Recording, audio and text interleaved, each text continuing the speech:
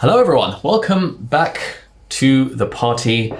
It is week 6. It is the final week of the course. It's been long, it's been intense, and we're on the home straight now. Home straight, something like that. And this session is all about monetization.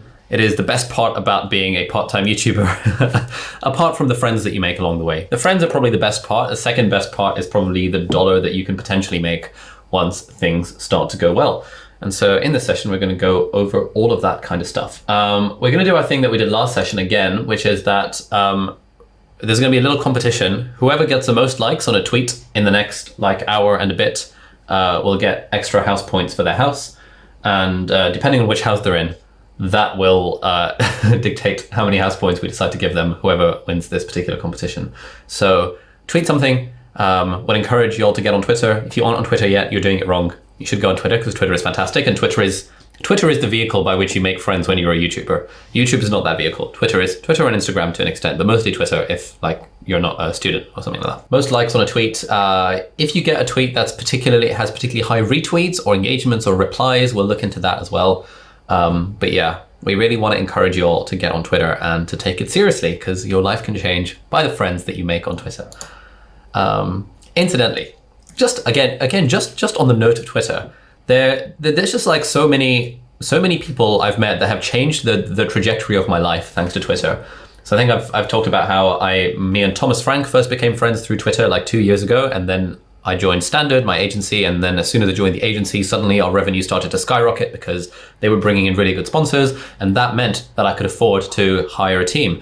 And so Christian came on board just as we switched over to Standard, which meant his salary could be paid. Angus came on board a few months later. Elizabeth came on board a few months later. And it was all thanks to the revenue that Standard generated through sponsors, which was all thanks to the fact that me and Thomas Frank became friends on Twitter. And the way I became friends with him is that I enabled notification for his tweets. And every time he would tweet something, within 10 seconds, I would reply something. And after a day or two of doing this, he DM'd me being like, hey, we're in the same genre, do you want to have a chat? And that was absolutely lit. The other thing as well is that this lady called Lauren, who I've become friends with through Twitter initially, and we met up in real life a few weeks ago. And Lauren actually introduced me to the person, my book agent, because I didn't have a book agent before meeting Lauren. Lauren is an author, and I talked to her about my woes while writing the book, and she was saying, it sounds like you really need an agent. And she introduced me to her agent, and her agent is amazing, and she's fantastic. And basically, the fact that I've now signed with that agent through knowing Lauren through Twitter has also changed the trajectory of the book, because we had a really bad deal on the table until the agent got involved, and then it became a much better deal. Basically, Twitter, fantastic stuff. You all need to get on Twitter. Unsurprisingly, Incendio House are still in the lead by quite a long way. And yeah, we need to try and catch up with them. Well done to Nasser and Elizabeth's houses. Hannah's house, Toronto Allegra, is doing all right as well. And as a reminder, there are double house points this week if you outsource the editing for your videos. Community wins. Outsourcing works much better than I expected. So Avars kindly, so far outsourced video performed better and is in number 2 place. My own edit is in number 4 place from the last 10 uploads. So even a relatively cheap editor is good enough to do my job, and I can save about 6 hours per week outsourcing editing work. That's a clear win. Again, I'll be honest, if there's one thing you take away from this course, it's that if you have a full-time job, you really should be outsourcing editing, because it's just not worth your time. And I wish someone had told me this long before I actually started to outsource editing. It's good. I see people are following one another on Twitter. This is good. This is what I'd like to see. John shot a B-roll library today has already been helpful when it comes to the content, which is very nice. Oh, this is some fantastic B-roll. This is so good. I haven't seen this B-roll yet.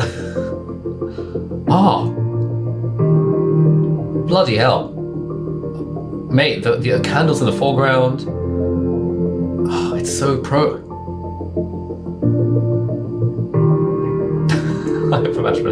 You do the thing of just having the same shot and just picking up the book again and again.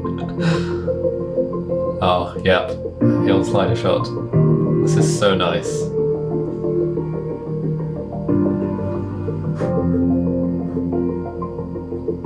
It just looks so wholesome. It's literally so wholesome. Oh man, I'm so jealous. Three outfits, 5 books, iPad, iPhone, and MacBook. That's so sick. Okay, guys, we need Angus and Elizabeth. We need to do a trip to a really nice, picturesque Airbnb where we can just shoot a shit ton of B-roll for all of our stuff. That would be lit. Anyway, back to our schedule. So tomorrow we have a guest workshop from Anne Law, who runs Nest Labs, all about building and monetizing a sustainable community. We have Social Club tomorrow. We have Hannah's office hours on Wednesday. We have David's crash course in writing on Wednesday as well. On Thursday, we have the final official live session of the Part-Time YouTuber Academy, which is integrating and growing with your new system, where we bring everything together. And then on Friday, we have Social Club in the morning. And we also have the Part-Time YouTuber Academy Awards at 4 p.m. on Friday as well. And that will be the final huzzah for the course, where we go over all of the fun stuff that's been happening and give people prizes and stuff.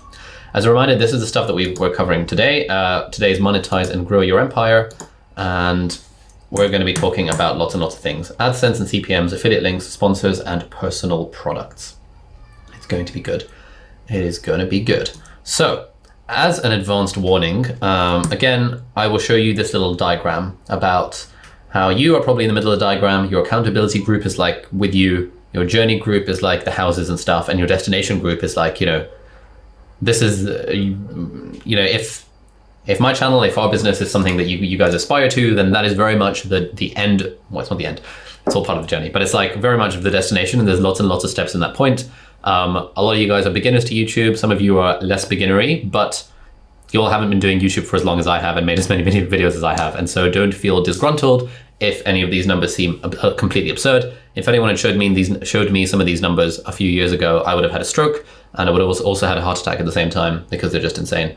But hopefully you can learn something from this session around how to think about monetization and about how YouTube itself it's a good platform for monetization, but the way you really accelerate your monetization is by taking it off of YouTube and building your own stuff, as we're going to talk about in the session. So let's start by talking about AdSense and CPMs. So basically, YouTube AdSense. The way we make money through YouTube is those 5-second ads that appear before our videos. Now, to get this enabled for your account, you need 1,000 subscribers and 4,000 hours of watch time in the last 12 months. This is not trivial. It took me 6 months and 52 videos to hit 1,000 subscribers. If you have anything less than 50 videos and you're complaining about not hitting 1,000 subscribers yet, that's fine. I have no sympathy, because it took me 2 videos a week for 6 months consistently to even hit that particular milestone.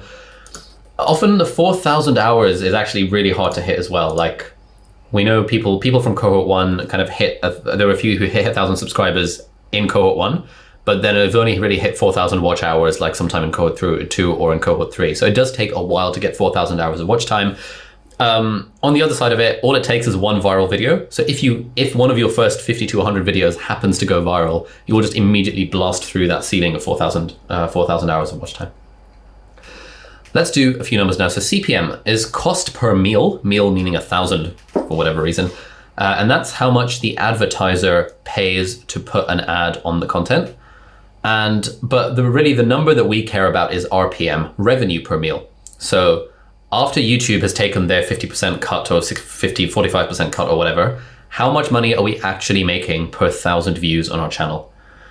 Now, a pretty standard RPM is about $1, $2, $3 if you're really lucky. That is the ballpark of what normal RPMs on standard YouTube channels are. Really good RPM is like $20 or $30 RPM. That is absolutely next level. Our channel has nowhere near that amount, but I'll show you some of these stats in a moment. So before monetization, I made 77 videos. This was when I was in my final year of medical school at Cambridge University, because I don't flex that enough these days. And I was preparing for my final year exams and decided to sort of half-ass my preparation for the final year exams, hoping that the amount of time I was spending on my YouTube videos and editing in particular was hopefully going to pay off in the long run. I really wish, to be honest, someone had told me like 20 videos in that I should outsource my editing, because had I outsourced my editing, I would have been able to make more than 77 videos or spend more time studying for my exams. Thankfully, I still managed to pass, but hey, it was a bit like, it was a bit scary. It was like I'd be going into the hospital. I was placed in the middle of nowhere. I'd be going into the hospital in the morning around 9 o'clock. I would like figure out exactly what I wanted to get out of the day within half an hour to an hour. And then I would spend from 10 o'clock up until like 8 p.m. just sitting in the doctor's common room in which was like super nice. It was like pretty solid interior design, like something out of a magazine, in this place called King's Lynn. And I would sit in the doctor's mess and I would just edit videos, like 2 videos, 3 videos in that kind of 12-hour window, and then repeat the process. After a while, I realized I needed to actually study for my exams a little bit more, but overall, in that time, from kind of June 2017 through to March 2018, I made 77 videos, gained about 8,000 subscribers, and made zero money because my channel was not enabled for monetization, because I hadn't turned on monetization on my channel. In the first 6 months of monetization, I turned it on around April 2018. The channel made around $6,000, which was pretty solid. It was like $1,000 a month. And I remember when the channel first started to make money, and it was making in the region of like, you know, $3, $4, $5, sometimes even $10 per day. I was thinking, bloody hell, this YouTube thing is paying for my takeaway every single day. And then towards the end of that year, the channel started making like $30 a day, $40 a day. And I was like, oh my God, I can basically get a takeaway every day for the rest of my life for 2 meals a day, and YouTube will pay for that, assuming, you know, the channel doesn't dip. So that felt like a very, very powerful moment. But still, this was, I think this was another like 70 or so videos in that year. Just wanted to keep in mind that like monetization is something that happens after a while. If you've made 20, 30 videos on YouTube and you're complaining that you're not monetized yet, or that you haven't hit 1,000 subscribers, your expectations and your hopes are completely out of whack with what the numbers actually say. And if we go back to the numbers that I showed you at the start of the course, it takes the average channel 152 videos to hit their first 1,000 subscribers. So somewhere between 50 and 150, I think, is a good thing to shoot for. These days, the channel's made a lot more in revenue, and our average RPM is around $2.91. $2.91 is our RPM. And so if it comes to kind of trying to calculate monetization and stuff on your channel, basically figure out how many views you're getting on average on your videos, divide that by 1,000 and multiply it by $2.91. And that will give you roughly an idea of how much money you're going to be making. In the past, it made sense to not turn on monetization because there was a theory that if you have ads playing before your videos, then viewers might click off your videos and you're not making much money through ads. Therefore, you might as well like not annoy the viewers by turning ads on. These days, YouTube puts ads even on non-monetized channels. And so you might as well just apply for the YouTube Partner Program for monetization the instant your channel hits that 1,000 subscribers and 4,000 hours of watch time.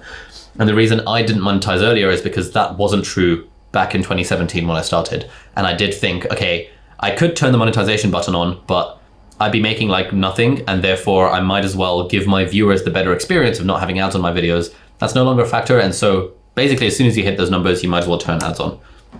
And there's 3 different factors broadly that affect your ad revenue: the niche, the watch time, and geography. So let's just blitz through those very briefly. So what about niche? Basically, if you talk about business or if you talk about money, then you have very high RPMs. So essentially, we want to think of it as like, what are the sorts of companies that are going to be advertising on this sort of content, and how much money do those companies have, and how much money do they want to spend to acquire a customer? And so if you're talking about business, if you're talking about finance, it is like big business type companies, big like money companies, big finance like credit cards, crypto companies.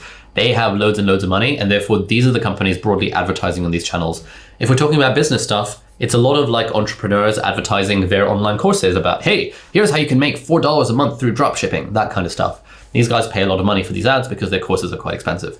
And so Noah Kagan, for example, his niche is all about like making money and business. His RPMs are in the $30 range.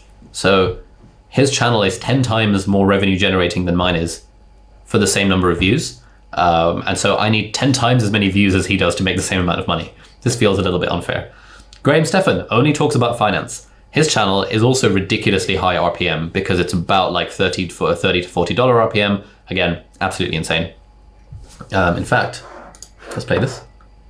In terms of revenue, though, by April, the channel was back to where it was in the beginning of the year, earning about $4,000 to $6,000 a day. And then it started growing even more. Throughout that month, most days earned anywhere from $6,000 to $8,000 a day, with May 19th bringing in over $10,000. Since this guy, he makes somewhere between $5,000 and $15,000 per day just off of YouTube AdSense on one of his channels. He's got like multiple channels as well. They're all like finance themed. It's just like so inspiring seeing Graham Stephan and how he's absolutely exploded on YouTube.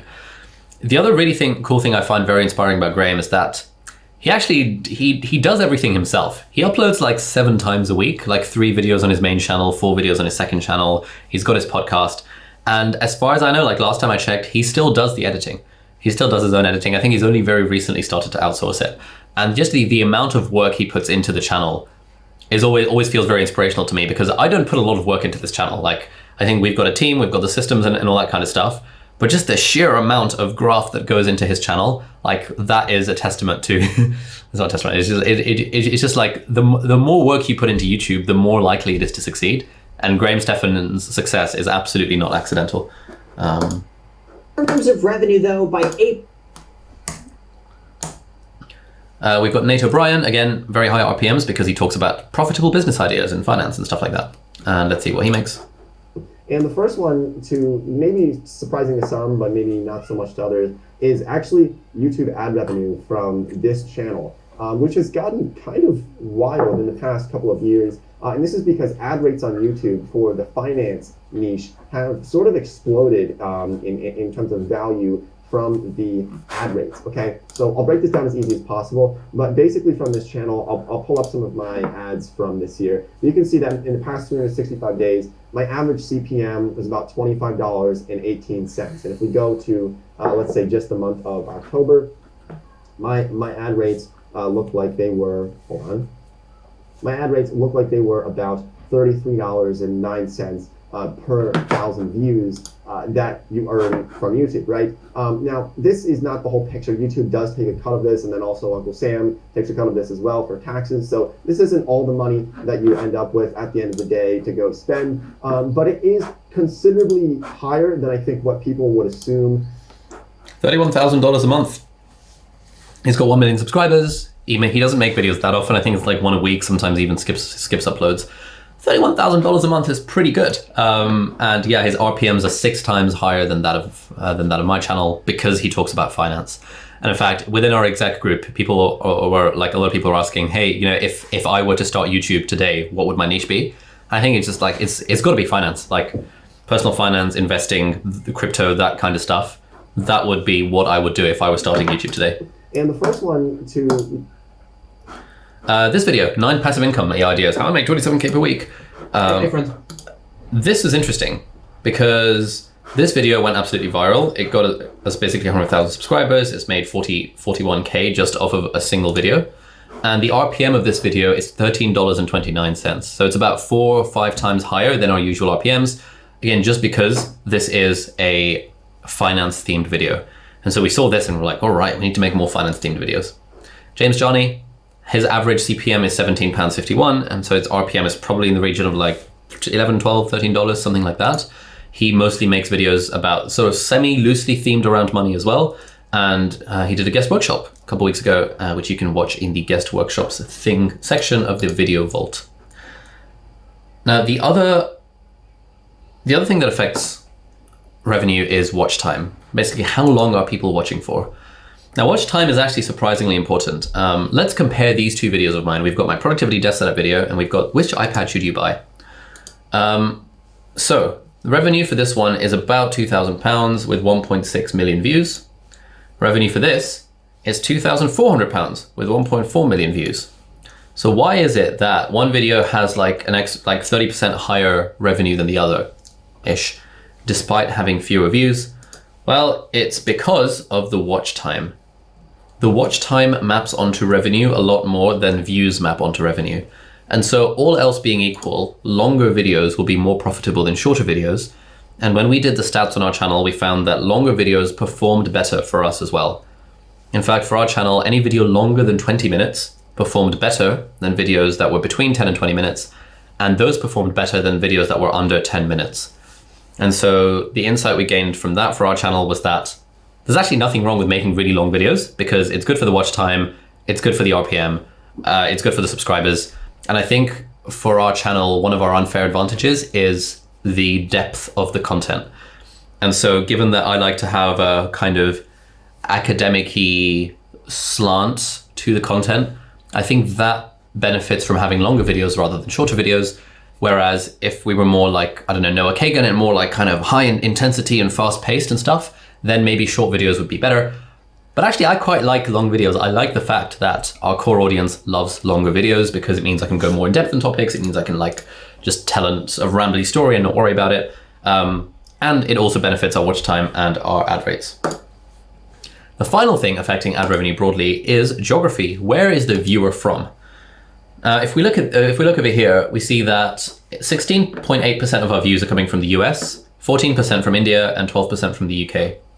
So India ranks second in terms of views. Annoyingly, India ranks fairly low down in terms of revenue. So even though the Indian people are making up a significant minority, like the second, sometimes first in some months, most popular geography in terms of viewers for my channel, they are not contributing a lot of revenue.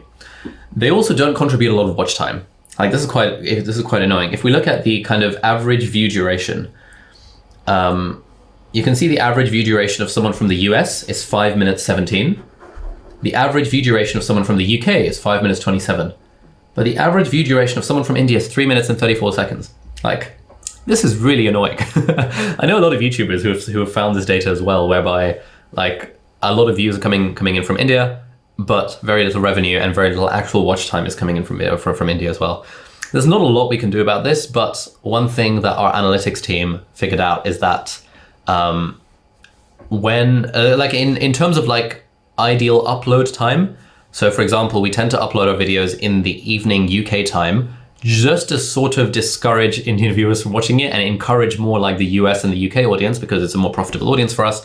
Obviously, people in all parts of the world will watch the video at some point or another.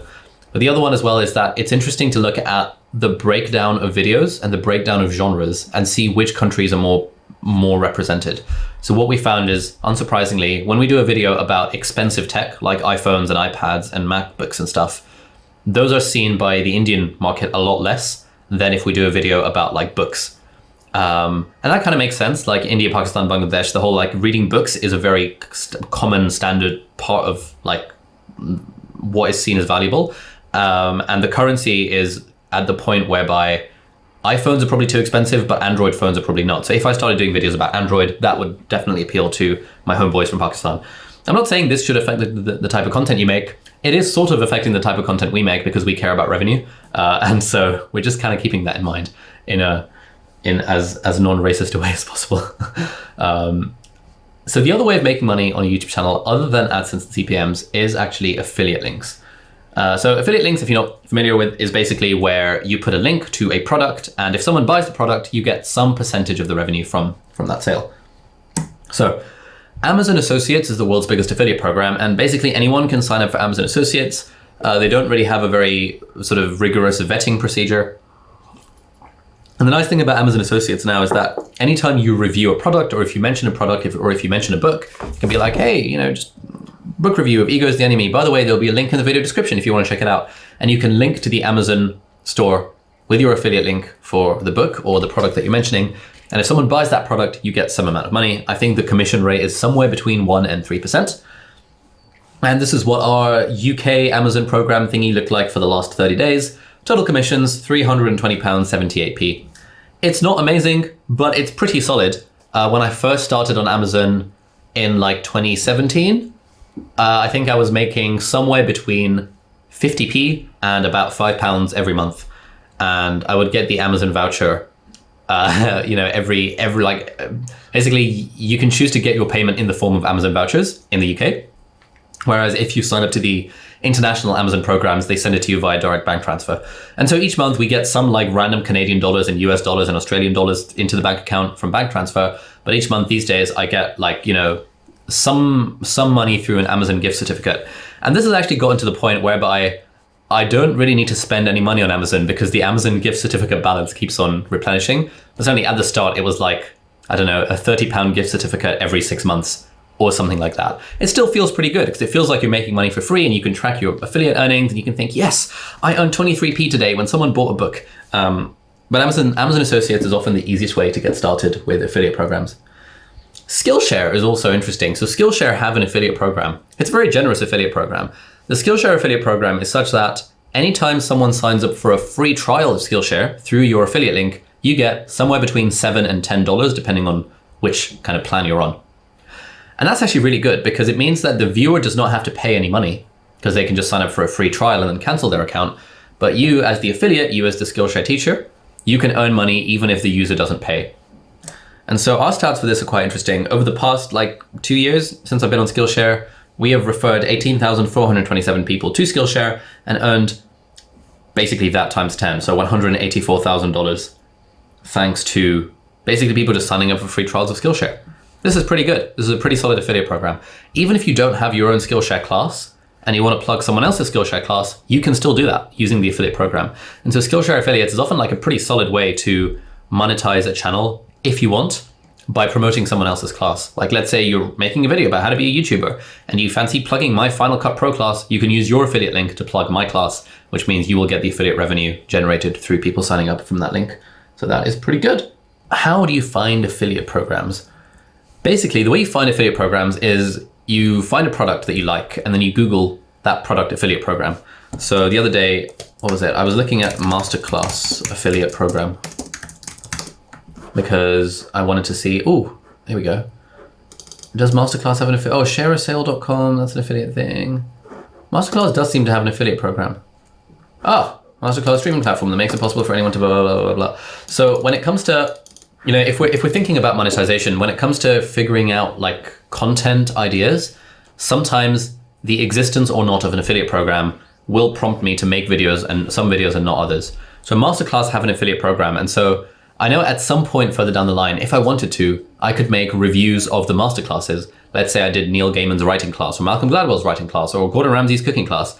I can say to people that, hey, here are the 5 things I learned from Gordon Ramsay's cooking class. Here's how I'm applying them. By the way, genuinely 100% recommend Masterclass. There's an affiliate link in the video description. And then if people sign up to that, then I will get some level of commission. So that's kind of interesting. Basically, Googling is one way to get affiliate programs. What do you do if you want an affiliate program, but there isn't one? I want to show you a case study. This is how I did it 3 years ago. And this is Paperlike, who do screen protectors for the iPad. So I was in the market for an iPad screen protector, and I looked at a few of the market on them on the market, and I ended up buying the Paperlike screen protector for the iPad, and I quite enjoyed it. I thought it was a pretty solid screen protector. And so I emailed the guy who runs Paperlike. I said, I heard of you from a comment on a video I made, blah, blah, blah. A few people asked about screen protectors. If I could be a little cheeky, it would be great if you could sponsor the upcoming video about your screen protector. I imagine it'll generate a fair few orders from your end. So initially I emailed this guy, because I find his email address on his website, saying, please can you sponsor my video? And what he said, hi Ollie, it's great to hear customers promote the Paperlike, not cheeky at all. What would be your conditions? So he's saying that he's down to sponsor a video, and now I need to come up with a number. And so now I'm shitting myself because I'm well, what the hell number do I come up with? Do I just make something up? So I said to him, thanks for getting back to me. How about a fee of £30 per 1,000 views? This is really high, by the way. A pretty standard sponsorship rate is around $15 per 1,000 views. I was shooting for $40 per 1,000 views just to see what would happen. Perhaps a fee of £30 per 1,000 views. Perhaps we could make a 10% discount code or something that will help you track ROI. What do you think? A success-based commission makes total sense. I prefer using our referral program with which you can get 10% off every purchase. So basically what he's saying to me is that he already has an affiliate program. It's not a public affiliate program because I didn't know about it having tried to Google it, but he's basically invited me onto his existing affiliate program with a 10% commission for me and a 10% discount for the viewers. So that's interesting. And then I cheekily ask in July 2018, would it be possible for the 10% discount for the customers to be indefinite? I'm hoping people will be watching the video beyond the 2-week mark, so it'd be nice if we can offer a consistent 10% off. And he says he can't do the 10% off, which is fine, whatevs. And so we enter into this affiliate arrangement, and it seems to be going pretty well. At this point, I had a warning when I first showed this in cohort 1 saying, please, this is insider information. Don't screenshot it and tweet it and stuff. I'm giving you the inside look into this confidential email exchange between me and this brand that's been quite lucrative for me. So please don't abuse that. So this is what I said. And then a few weeks after cohort 1 finished, I got an email from Jan being we've already got the first request for a 20% commission, quoting,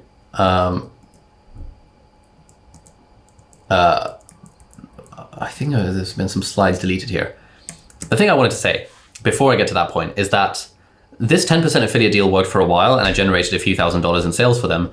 And then I emailed him to say, hey, can we bump this up to 20%? Because 10% is a bit low and I don't feel right promoting something for just 10% and other people are offering more than that. So can we bump it up to 20%?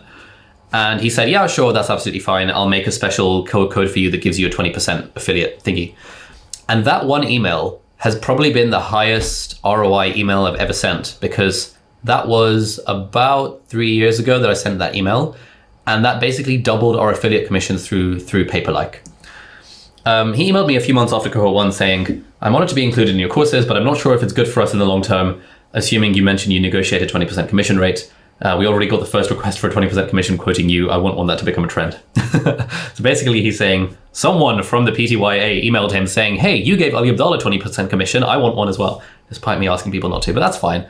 I replied back to him saying that, hey, sorry about that. I asked people not to quote you, but I guess not everyone listened, lol. And then I'm saying to him that it would actually be good to hear things from your perspective as a brand who sponsors YouTubers. What is the sort of thing you're looking for in an affiliate partner? And so what he says, this is interesting.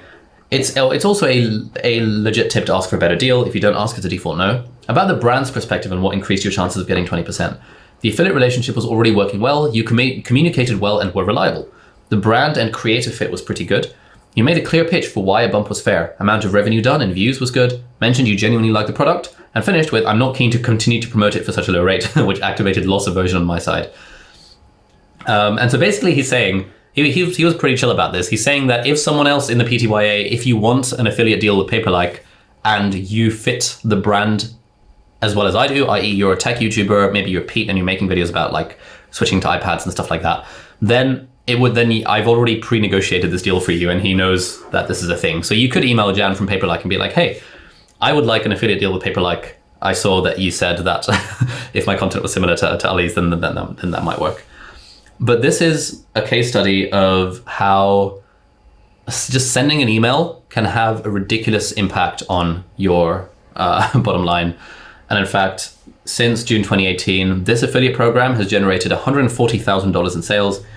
And it's annoying that the sales are dropped off in July because, like, for some reason, someone posted my affiliate link on one of those coupon websites, and they have this automatic bot that looks through coupon websites and it suspends affiliate links that are found on coupon sites. So I'm trying to work with them like, guys, can you unsuspend this link? It's not my fault. But this has basically made around about $50,000 a year for the last 3 years. $50,000 is roughly what I was making working full-time as a junior doctor in the UK's National Health Service, working 48 hours per week and commuting an hour back and forth to work each day for a whole year to make the same amount of money as I've made by sending 2 emails and by making like 3 or 4 videos mentioning the Paperlike screen protector. When you've got this level of kind of brand creator fit, where I'm making videos about the iPad and about note-taking on an iPad, and there is this affiliate program that helps me plug a product that is all about note-taking on the iPad, that level of like creator brand fit is what gets you these like really interesting affiliate deals that can have a disproportionate impact on your business. So that's pretty cool. Case study number 2 is the iQ Unix F96 keyboard. So this is a story of how this started. In June 2019, some random guy called Rick emails me. Hi, I'm Rick from iQ Unix. I love your content and we've got this keyboard, this mechanical keyboard that you might want to try out. This is a pretty standard copy-paste email that you get when you're on a few thousand subscribers. You start getting these Chinese companies emailing you being like, hey, would you like to try this out? We'd like to send you this charger to review, this microphone to review, that kind of stuff. Normally you ignore them, and I was fully intending to completely ignore this one. But I replied. I said, wireless or wired? That's basically what I said to him. I was really kind of doing that thing of, being the buyer in the situation. Wireless or wired? And he said it could be wireless and it could be wired. Keyboard F96 is $300. I said, I'd be happy to consider reviewing it if you send me a wireless version for free, but I'm afraid I can't justify spending $300 on a keyboard I might not use. So what Rick from iQ Unix is saying to me is he's saying, hey, can you buy this keyboard for $300 and then we'll ship it to you and then you can review it on your channel? And I'm like, Rick, why the frick would I buy your keyboard for $300 for the privilege of reviewing it on your channel? Like, you've got to send it to me for free, bro. And if I like it, then I'll potentially make a video about it. And I didn't expect Rick to respond, but he was like, okay, cool, that's fine. We can send the keyboard to you for free. And how much do you charge for making a video on YouTube? Looking forward to your reply.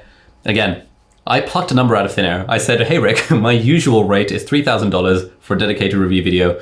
I imagine that might be outside your budget. I was being a bit of a prick here. In which case, I'd be happy to try out the keyboard. And if I like it, I'll mention it in an upcoming desk setup video for no charge. Let me know what works for you. He says, yes, that is indeed beyond our budget. Something. And then he sent me the keyboard. And I actually genuinely like the keyboard. Then I emailed Rick being like, hey, I love this keyboard so much. Do you have an affiliate program? What Rick said is, no, we don't have an affiliate program. Now, at this point, I had known about the value of just cold emailing people and just being a little bit persistent. So I said to Rick, I was like, look, Rick, I really like your keyboard. I really want to promote your keyboard, but I need you to create an affiliate program for me. And I looked at his website, IQ Unit, I can't remember. IQ, I looked at their website and I saw that it runs on Shopify. And I knew that Paperlike runs on Shopify as well. And I knew that there was this app, this sort of influencer marketing thing that Shopify use. And so I said to Rick, I was like, look, Rick, you can add this affiliate program thing to your Shopify store. I see that you use Shopify. You should use VWA.LA. I don't know what it stands for. VWA.LA. And I didn't expect Rick to respond. I just thought it'd be a case of, cool, I've got a free keyboard, whatevs. But then a few weeks later, Rick said, all right, cool, that sounds compelling enough. We have created an affiliate program for you, and we'll give you like a 5% commission thing. And I tried to negotiate him up, and it went up to 15%. And again, this was just a few emails where kind of going back and forth. And this is how much, since November of 2019, so in the last year and a half, I have generated through my link about $900,000 worth of revenue for the keyboard brand. And with a 15% commission-y type thing, that has gone to a total of $120,000. So $120,000 in 18 months, it's not bad. It's about $80,000 a year. That's about the amount of money that a fully qualified consultant doctor would be making when they're starting out, sort of 15 years after training in med school and doing medical training. Again, just through a few emails. So the reason I mention all this stuff is to show you that, if you care about getting affiliate partnerships with these brands, they're very incentivized to do the same. Like every brand will have a customer acquisition cost, like a certain amount they'd be happy to pay to acquire a customer. And if you can send them a compelling email saying, hey, this is why my YouTube channel or my website or whatever would be a good fit for you, please, do you have an affiliate program? If not, can you make one? It doesn't always work, but it works some of the time. And when it does work, it's got the potential to really skyrocket your revenues, and it's kind of interesting. Basically, all of these links I just put in the video descriptions. And so this is basically what it looks like. My free online courses, and all of these are affiliate links. And we just copy and paste these affiliate links. And on YouTube, if you look on your channel settings, you can set the upload defaults, which means anytime you upload a video, by default, the video description will be full of your affiliate links. And I think at the bottom I just say, P.S. some of the links in the description are affiliate links that I get a kickback from. And in fact, most of the sales of the Skillshare courses, like most of our affiliate links, just come from the fact that I've put it in every video description. And yeah, if you use the upload defaults thing, it becomes very easy to do. I was going to show this. Yeah, this graph's a little bit out of date, but these days we're making around about $20,000, $30,000 a month off of affiliates, which is pretty solid.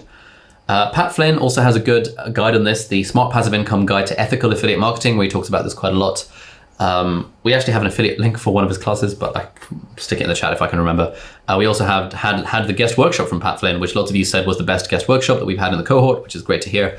The recording of that is in the guest workshop section on the PTY community. Also, if you want, you can become an affiliate of the Part-Time YouTuber Academy. So if your channel, if you would like to make a video about like reviewing the course or anything like that, or tweeting it out or anything like that, at the end, once we send you the final email, we'll kind of give you a link to a form where you can basically apply to be an affiliate. It's like technically by invitation, like you've got to apply to be an affiliate and just like tell us what you're planning to do with the affiliate link. But basically everyone gets approved for it. And so this is like a 10% affiliate program, so that if future cohorts, if we keep the pricing the same, you could make between $150 and $500 for if someone signs up to the YouTuber Academy through your link. So that might be an interesting way of you generating revenue. And in fact, like we've paid out, I think about $50,000, $60,000 in affiliate revenue so far from this cohort and the cohort before. Let's talk about sponsors. Now, I mentioned basically don't worry about sponsors until you hit at least a few thousand subscribers. It's normally around 20,000 subscribers where most of the sponsors come knocking, and you start getting emails from people being like, hey, how much would you charge to do a sponsored integration, that kind of stuff. Generally, the rates, a standard rate, as I mentioned, is $15 per 1,000 views. And so generally you would get an average view count for your last 10 videos, and then you would put a $15 per 1,000 view thingy on that, and that would be how much money you're making for a sponsored video. Usually it's not worth it. It's really not worth doing sponsored videos until you're getting to a point where this is an interesting amount of revenue, because it's a real ball ache working with sponsored people, because it's like you have to shoot the content in advance, you have to send it to them for approval, and then they can say, no, we don't like this, we want you to change it. And it ends up being a real faff, especially when emails go back and forth and contracts are involved. So generally my advice is steer clear of sponsors unless it's a very interesting amount of money for you. Between 2017 and 2019, this is sort of the monthly revenue in terms of sponsored videos. I think my very first sponsored video was in 2018. So a whole year after I started making YouTube videos, when I had like 100 and something videos on the channel, that was when I got my first sponsored video deal. So generally, my advice to people is don't try and get sponsorships unless you've made at least 100 videos, or unless you've got at least 20,000 subscribers. It's generally not worth it. And then I joined Standard, the agency, and now our sponsor revenue each month is in the region of round about $30,000, $20,000, something like that, depending on the sponsors and depending on the month. But basically, don't worry about sponsors. Sponsors aren't interesting. The real interesting place when it comes to monetizing stuff is when you're able to sell your own personal products. What are personal products? It's basically stuff that you sell to your audience, but the thing we want to keep in mind is this jab, jab, jab, right hook strategy. This is something that Gary Vaynerchuk says. My entire business philosophy pretty much revolves around the jab, jab, jab, right hook method. Jabs are the value you provide your customers with, the content you put out, the good things you do to convey your appreciation, and the right hook is the ask. It's when you go in for the sale, ask for a subscribe, ask for a donation. And I was listening to a Gary Vee interview where he said that what he wanted to do was call his book jab, jab, jab, jab, jab, jab, jab, jab, jab, like 20 times right hook, but he wasn't allowed to do that by the publisher. And so he had to call it jab, jab, jab, right hook. And what he's getting at there is that a jab is when you put out content for free in our kind of world of YouTube. A jab is putting out content for free. And you want to put out like so much more free content than any time you do any paid content. Like there is so little stuff I have ever sold on the channel. Sponsored videos don't really count. Everyone kind of gets the sponsored videos are a thing on YouTube. So most audiences don't feel like hard done by that. This video is brought to you by Squarespace, or this video is brought to you by Audible. It just sort of goes into the background.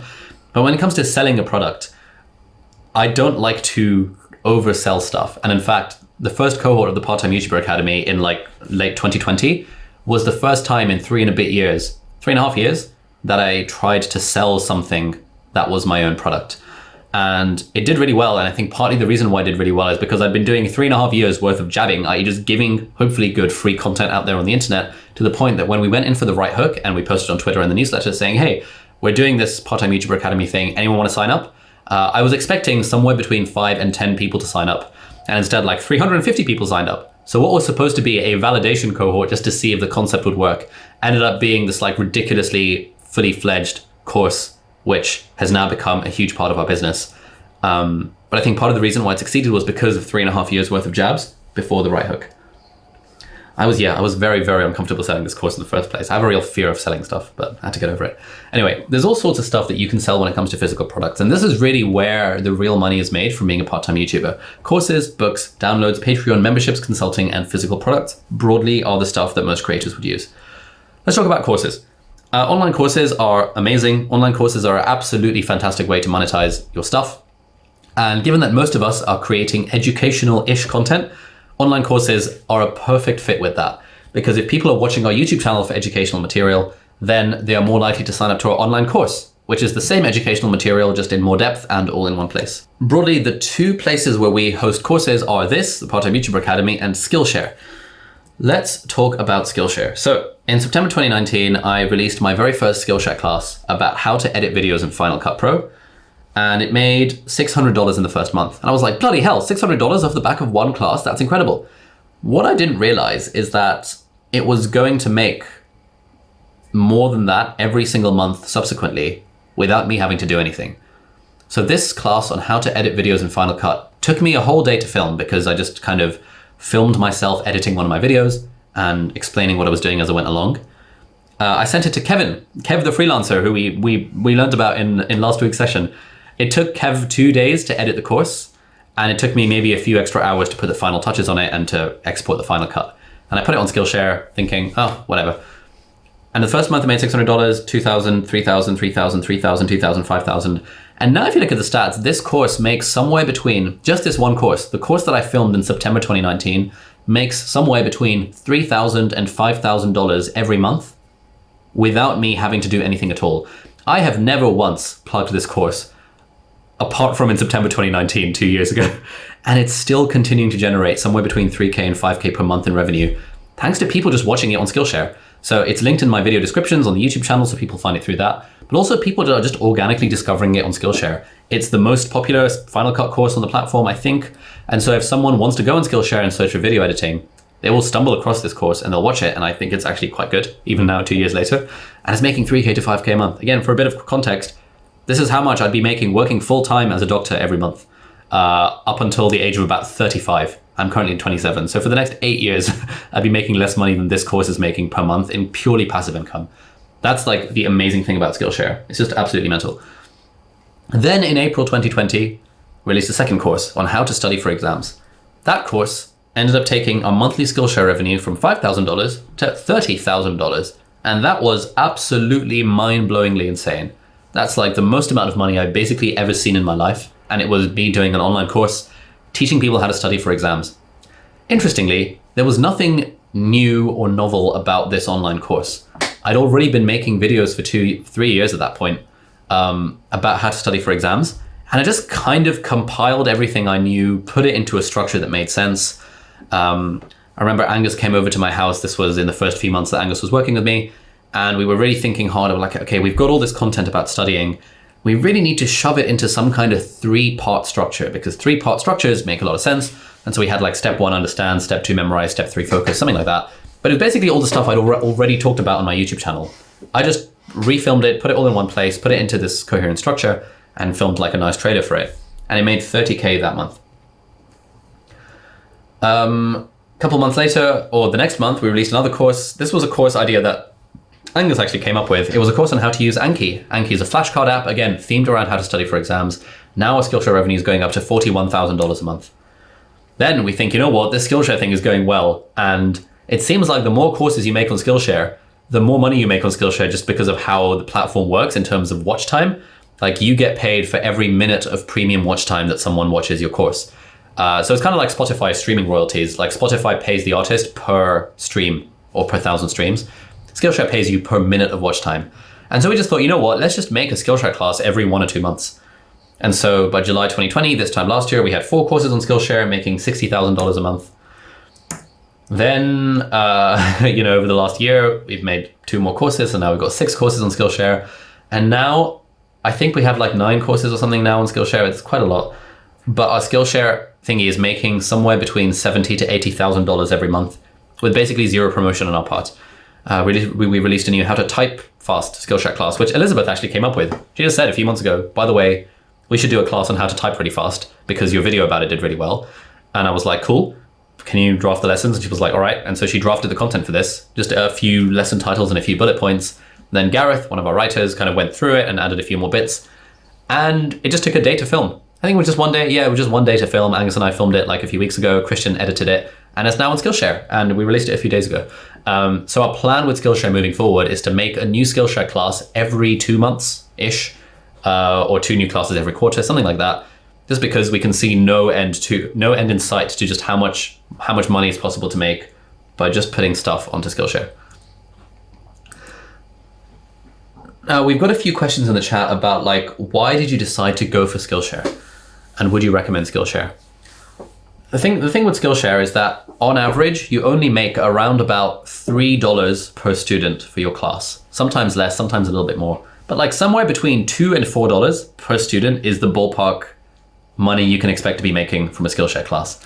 This is not very much.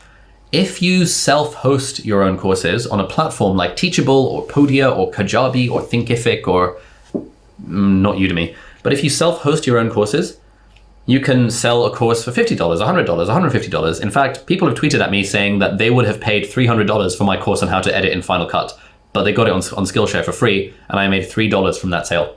It's not even a sale, really. It's more like Netflix, where someone has a subscription to Skillshare and then they watch my stuff. So broadly, unless you have a very large audience, I wouldn't recommend Skillshare. Although, having said that, so one of my friends, Omar, who was on cohort 1, Omar is also a doctor who decided he didn't really like medicine, and so he decided to become a YouTuber making videos about fragrances. And at the same time, he made TikTok. He started TikTok and he started Instagram. And this was a year ago. Like this time last year, he decided he was going to take YouTube seriously. And so he rang me up. He was like, Ali, I'm thinking of taking YouTube seriously. And I've had a lot of friends who have said to me, oh, I want to take YouTube seriously. How do you do it? And I tell them my usual spiel. You know, one video every week for the next 2 years, and I guarantee your life will change. And I don't expect any of them to actually do it because, you know, like people just don't have a long-term outlook. But I said this to Omar, you know, one video every week for 2 years and your life will change. And he was like, okay, I'm going to make it happen. And at the same time, I'm going to grow on TikTok and I'm going to grow on Instagram. And in a year, he's gone to 25,000 subscribers on YouTube. He's gotten to a ridiculously large number of followers on TikTok. 350,000 followers on TikTok, mostly with repurposed content, but also some native content. And how much is he on Instagram? 78,000 followers on Instagram. And he was in cohort 1 of the course. And he was attending every session, and following along and doing the work and incorporating the Hives framework into his stuff and actually putting the dedication to put out 1 or 2 videos every week for the last year and shows no sign of stopping. Anyway, the reason I mention Omar is because Omar has made a Skillshare class about fragrances or something, which is pretty random. But Omar's Skillshare class, we've got a video for the PTYA community where he talked about it. Does he link it in his video descriptions? Aha. Become the best smelling man in every scenario. Take our free course on Skillshare. He's made this Fragrances 101, The Art of Collecting. And it's got 177 students. There are 4 projects. I wonder, has he got any more classes? Has he made another one? Yeah, he just made this and with 177 students. And he's making a few $100s a month off the back of this Skillshare class, which is actually not bad at all. It's a pretty small number of students to go through his class, 177. But because it's I don't know how, but his Skillshare class revenue is pretty solid. Plus he's making a load of money through the affiliate thingies of people signing up to Skillshare from his special link. And so the reason I say that is that generally I don't recommend Skillshare for people, but if you have an audience who doesn't have money, then Skillshare is good because they can just sign up for a free trial and cancel it if they really want to. Or if you have a very large audience, then Skillshare is interesting because now $3 per student makes sense when you have 200,000 students going through your class every year. Question from the chat. When you make a Skillshare class, do they get the IP rights? No, they do not. Anyone can make a class on Skillshare and they do not own the intellectual property. You still own that class. So you can do whatever the hell you want with it. The only thing they say is that if you have a class which is only available for Skillshare premium subscribers, someone has to have a Skillshare account to watch it, you're not allowed to have that class available for free elsewhere. So you can have 1 or 2 trailer videos on YouTube, but you can't have the whole class available on YouTube and also charge people for it on Skillshare, basically. But it's quite easy to put a class on Skillshare. You don't really lose anything by it. It's just that you only get somewhere between $3 and $4 per student in terms of revenue, excluding the affiliate stuff. Lots of our friends, Robbie Crabtree has made a course called Performative Speaking. This is a live cohort course. David Perel's Rite of Passage, Michael and Tristan's Ultra Speaking. These are all live cohort-based courses, which is another very good way of monetizing because you don't need, if you're doing a live cohort and you've got something to teach, you can charge $1,000, $2,000, $3,000, $5,000 for the service because that's how much money people are used to spending on live cohort courses. And if you had a class of 10 or 20 people, it would be really fun because small groups are nice and they get a lot of value from it because small groups are nice. And you also make a decent chunk of money because when you have 20 people paying you $2,000 per year, that's actually a full-time living. 40K per year is actually not a bad salary to live off. So cohort-based courses are another option. What else can you do as a creator to make money?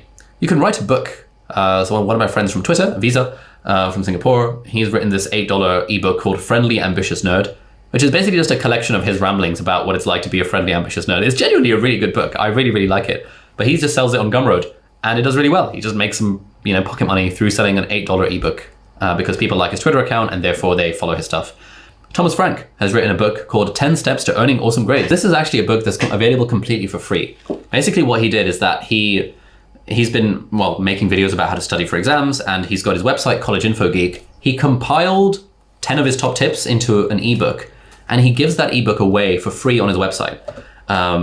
And in return for subscribing to his email list or something. In fact, he doesn't even force you to subscribe to his email list. He actually just gives it away for free, and optionally you can subscribe to his email list. So he is doing a great community service by giving this book available completely for free.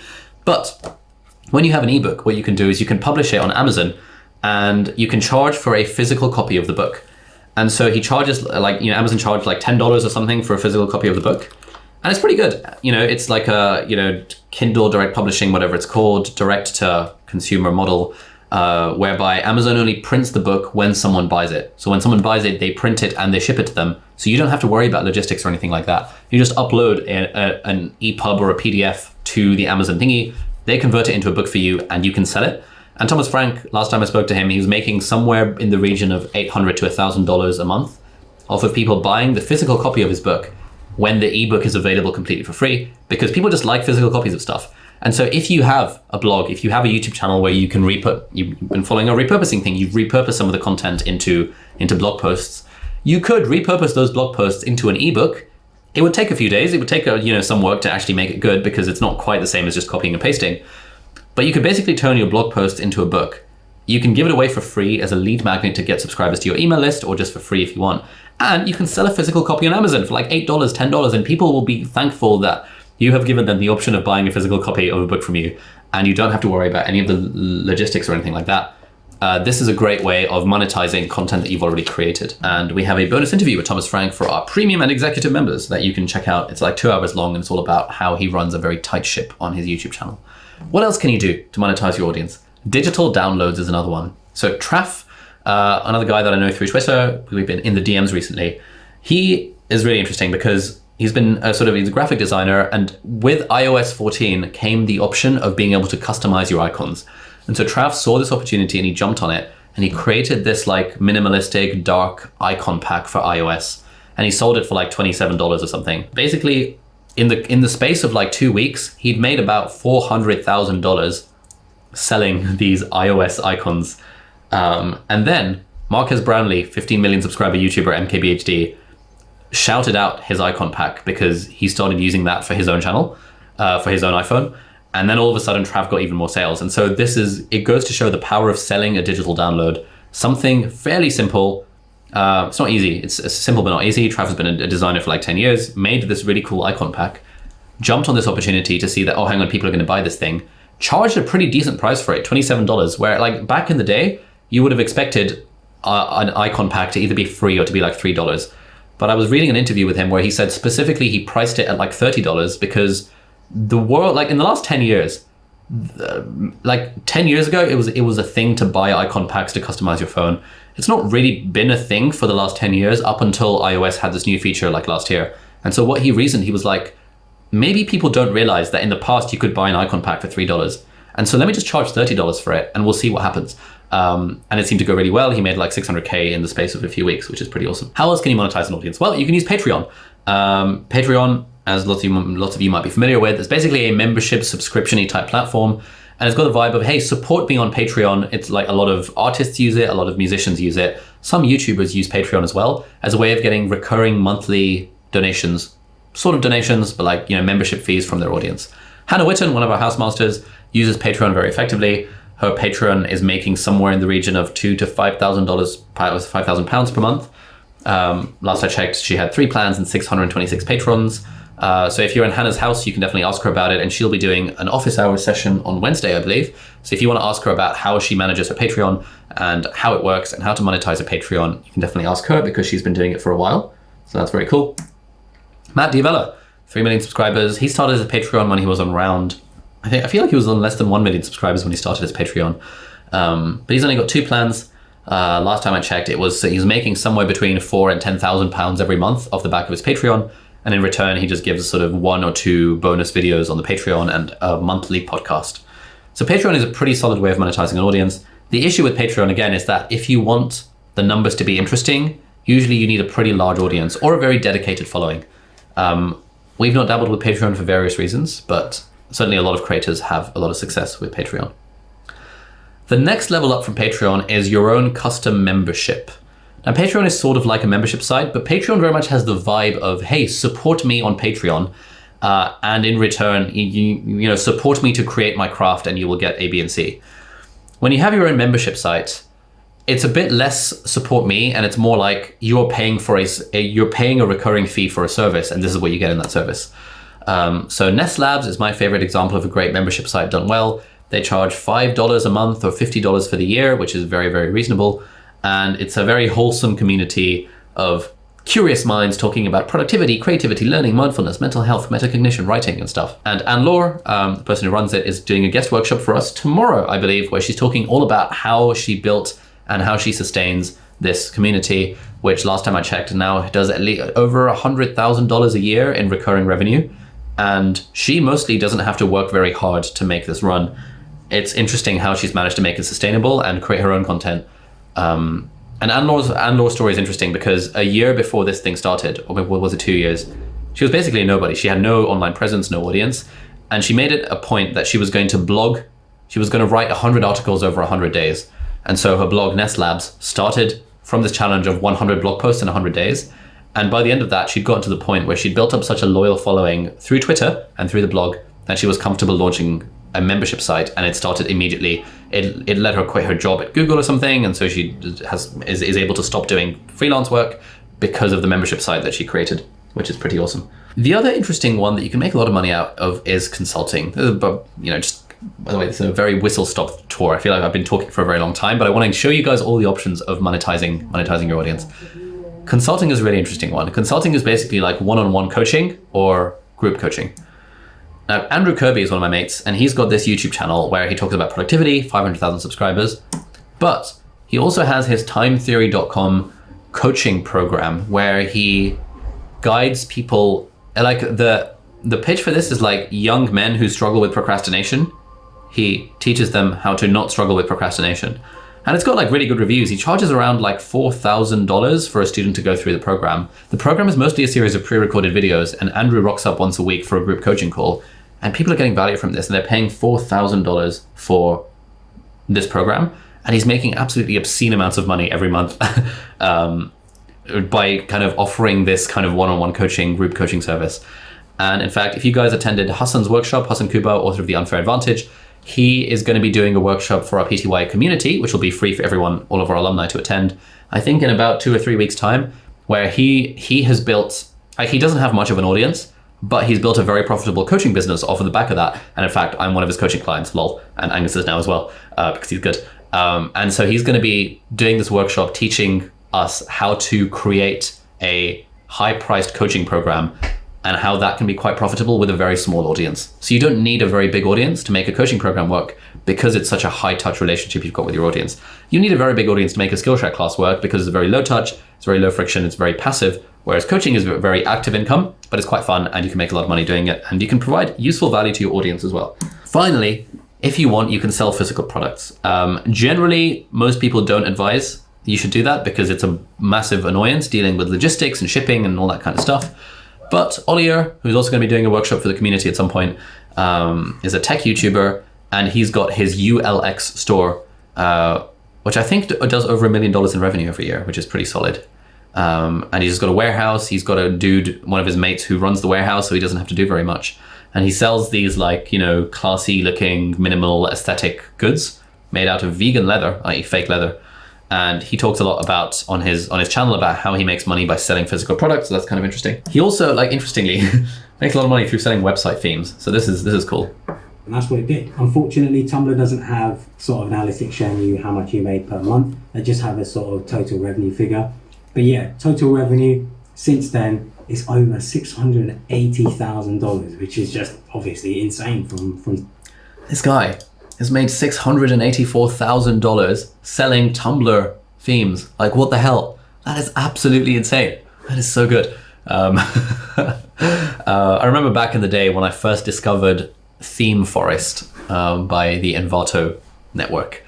I really this was like the Wild West. People were making so much money selling WordPress themes. And I spent ages trying to make a WordPress theme that I could sell. And it was actually just really, really hard. And I abandoned the project in the end. But I think selling website themes is one of those like really underrated things that still works really profitably today. There are all these, like, if anyone's interested in, there's this site, super.so, build websites with the simplicity of Notion.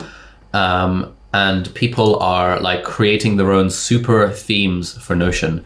And so like, I think this is an interesting market to jump on. Like, you could create like a blog template where someone can just use Notion and use Super, and you would code it into a template, and you can sell that template for like $10, $15, $20. And I think more and more people will start building personal websites using something like this, because it's just literally, you build a website in Notion. You guys who use Notion know how easy it is to just make content on there. You click a button and it turns it into a website for you with a custom theme. So that's kind of cool. I think that's, if I wasn't doing this YouTube stuff with a zillion other things on my plate, I would be trying to become the go-to guy for super Notion themes and just make as many of them as I could and sell them for like $20 on my website or on the super website. And I'd be trying to build a brand around creating these sorts of website templates. And it wouldn't be hard. Like, you could learn to code in about a week and get to the point where you could make one of these website templates, and you could probably make a full-time income from that if you took it seriously and you used Twitter appropriately. So free business idea there for someone. And that's what it did. Unfortunately, Tumblr doesn't. So these are all the different ways that you can sell personal products, which is the other way of monetizing your content. Now, we talked about like this business model in the last session. Basically, you build an audience on a public platform like YouTube, Twitter, Instagram, Facebook, LinkedIn. You funnel them into your private platform like your website and your mailing list, and then you can funnel that audience into paid stuff like affiliate deals or online courses or books and that kind of stuff. And so these are kind of the up-to-date stats from what's going on with our business model.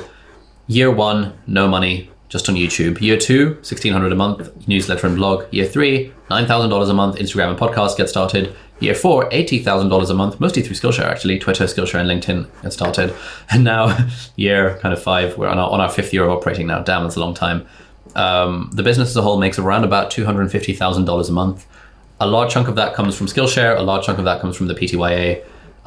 We're also working on 2 more self-hosted evergreen courses. So we're working on a course about productivity, which is this one, a productivity system to get more done, where we're going to do it as like pre-recorded videos. And we're also working on a course around how to businessify being a solo creator.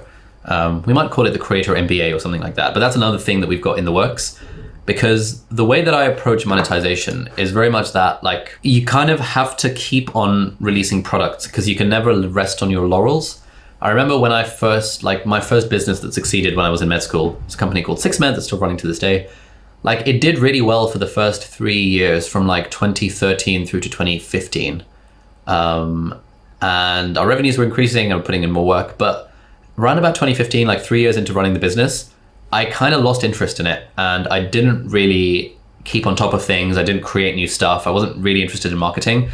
Around that time, what was I doing? Like, I'd started my clinical years in med school. I was hanging out with friends. A year after that, I started the YouTube channel, and then I completely lost interest in the business. But when we stopped putting effort into it, things started to stagnate. And that's the thing that always I'm worried about with the YouTube channel and with the business. And it's always a case of, okay, how do we continue to build our audience? Because a large audience is a hedge against future uncertainty. But also, how do we monetize our audience in a bunch of different ways? Because initially the channel was entirely reliant on YouTube AdSense, which felt like a not good place to be.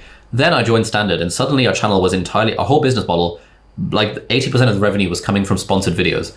Again, that feels like not a very safe place to be when such a large chunk of revenue is coming from one product.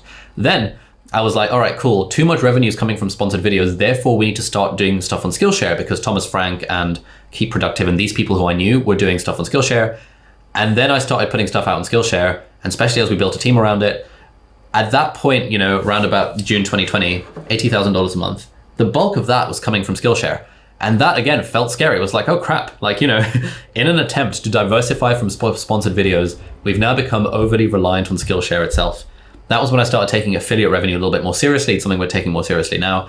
And then, kind of as a fluke, we launched the Part-Time YouTuber Academy in November 2020, expecting to get somewhere between 5 and 10 students for a cohort. Got like 300 that time, 200 for the next cohort, 400 for this one. And now the Part-Time YouTuber Academy is like the bulk, the main revenue driver for our business. And again, that feels like a very scary place to be. I probably shouldn't talk about this, given that you guys are actually on the course, but hopefully you've gotten value out of it and you feel like it's worth the money. But it's now become such a large part of our business, like overall, that feels really scary. It feels like a house of cards.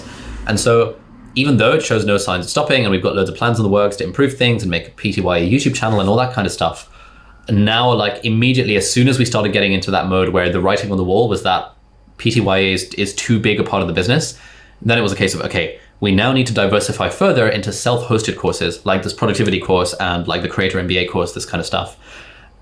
Hopefully those go well. I generally have a very pessimistic attitude about these things and have low expectations about this stuff, but hopefully those go well. And then I'm probably going to think, oh my God, a business is too reliant on this, and therefore I need to write a book. And hopefully 2 years from now, when the book gets released, that will be another source of diversification. So this is the stuff that I'm always thinking about. Like, as our business grows, how do we create more, like how do we build a really solid foundation of a large audience on public platforms, but more importantly, a large audience on our email list, because the email list is the most important platform that you own. And then on top of that, how do we create all these different pillars of monetization so that there is, I'm just very risk averse. Like I'm always worried that like, oh, we've hired like 12 people now. Damn, that's a lot of salaries to pay. What if things don't work out in the business? What if I get canceled for saying something stupid on the internet? That kind of stuff. That's always in the back of my mind. And so I'm always thinking, build an audience and create a very, very diverse range of products to hedge against future uncertainty. So hopefully that gives you an idea of what our monetization strategy is and gives you some ideas for what yours can be further down the line. This week's assignment is community content creation. We've been focusing on discoverable content through titles, thumbnails and stuff, but community content is an equally important part of YouTube channels. These videos are never going to go viral, but they build a connection with your existing audience base. So your homework this week is to produce a piece of unscripted community content using questions sourced from your audience. Please ask on Twitter, YouTube, Instagram, your email list, or your houses, or your accountability partners, or in the Zoom chat. Ask for questions and aim to answer at least 5 questions on camera, and don't script your answers. We want this to be an unscripted video. One of the really nice things is once you have an audience of a certain size, and for me, it was around about like 5,000 subscribers when I hit this point, you start to not worry about running out of ideas anymore, because you know that if you wanted to, you could always just do a Q&A video and there would be enough questions for people would send in for you to answer them. You could always say in a video, guys, I'm kind of running out of content. Let me know what you'd like to see in the comments, and people will give you ideas for content. In fact, you can probably do it with a lot less than 5,000 subscribers, but basically whatever audience you have access to, even if it's friends and family, ask them for a list of questions. I'd say maybe 10 questions is reasonable. Often I go with 20 or 30 just because I like to go a bit extra and overboard. If you don't have an existing audience, ask in your breakout rooms or the alumni sports sessions or friends or family. If you really have nobody to ask, message Angus, he'll give you a list of questions. And if you literally have 0 videos on your channel and you have no audience at all, and this is the first session you're attending, then you can just do an unscripted video called Why I'm Starting a YouTube Channel. But the point of this week's assignment is we want it to be unscripted. We want to show you the power of being able to create unscripted content that's given to you by your community, by your audience to create. And ideally, if you outsource this one to your editor as well, you'll be like, oh my God, breath of fresh air. And what you'll realize if you do that, if you create unscripted content and you outsource it, you will realize that, oh my God, I can make a video in 20 minutes. Like all it takes me is 20 minutes to make a video, because I know I can just post on Instagram saying, I'm doing a Q&A, who wants to ask questions? I can turn on the camera, I can just talk for 20 minutes without having to worry about a script, and I can send it off to my editor and they'll upload it. And that is a really powerful position to be in at the end of the course, because this is the Part-Time YouTuber Academy. We want you to succeed on YouTube without having to quit your day job. And the more you realize how easy it is to create compelling content by using systems, by using your audience, by outsourcing editing, crucially, the more you'll lean into this thing about being a YouTuber part-time.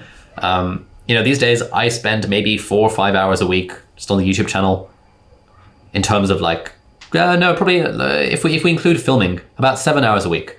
We're pumping out like 2 videos on the main channel every week, 1 short on the main channel every week, daily content on Instagram, Twitter, LinkedIn, TikTok, and like 1 or 2 videos a week on the second channel. And my personal time input into this is about 7 hours per week. that is because we've got a team, we've got the systems, we've outsourced editing, mostly because we have outsourced editing, to be honest. And it will probably take you a while to get to that point where you can just kind of sit back and let the team do the work. But certainly getting community content, doing Q&A videos, making your videos as unscripted as you can, because it's often easier to film a video unscripted than it is scripted, and outsourcing your editing, crucially, will help you get to that point where you're not putting that many hours into your YouTube channel, but you're still letting the flywheel continue to grow. So that's the homework assignment for this week. We'll now go into our Q&A session where I want to answer any and all questions you guys have, themed around monetization, but if there's questions about anything else, then that works too. Okay, do study with me videos affect the possibility of monetizing negatively? I have the MRCS, the Royal College of Surgeons exam coming up, and I was thinking of creating more study with me to make things a little easier and more consistent. No, absolutely not. Study with me videos monetize perfectly fine. They don't monetize as well as finance videos, but it's easy content, it's free content, you might as well.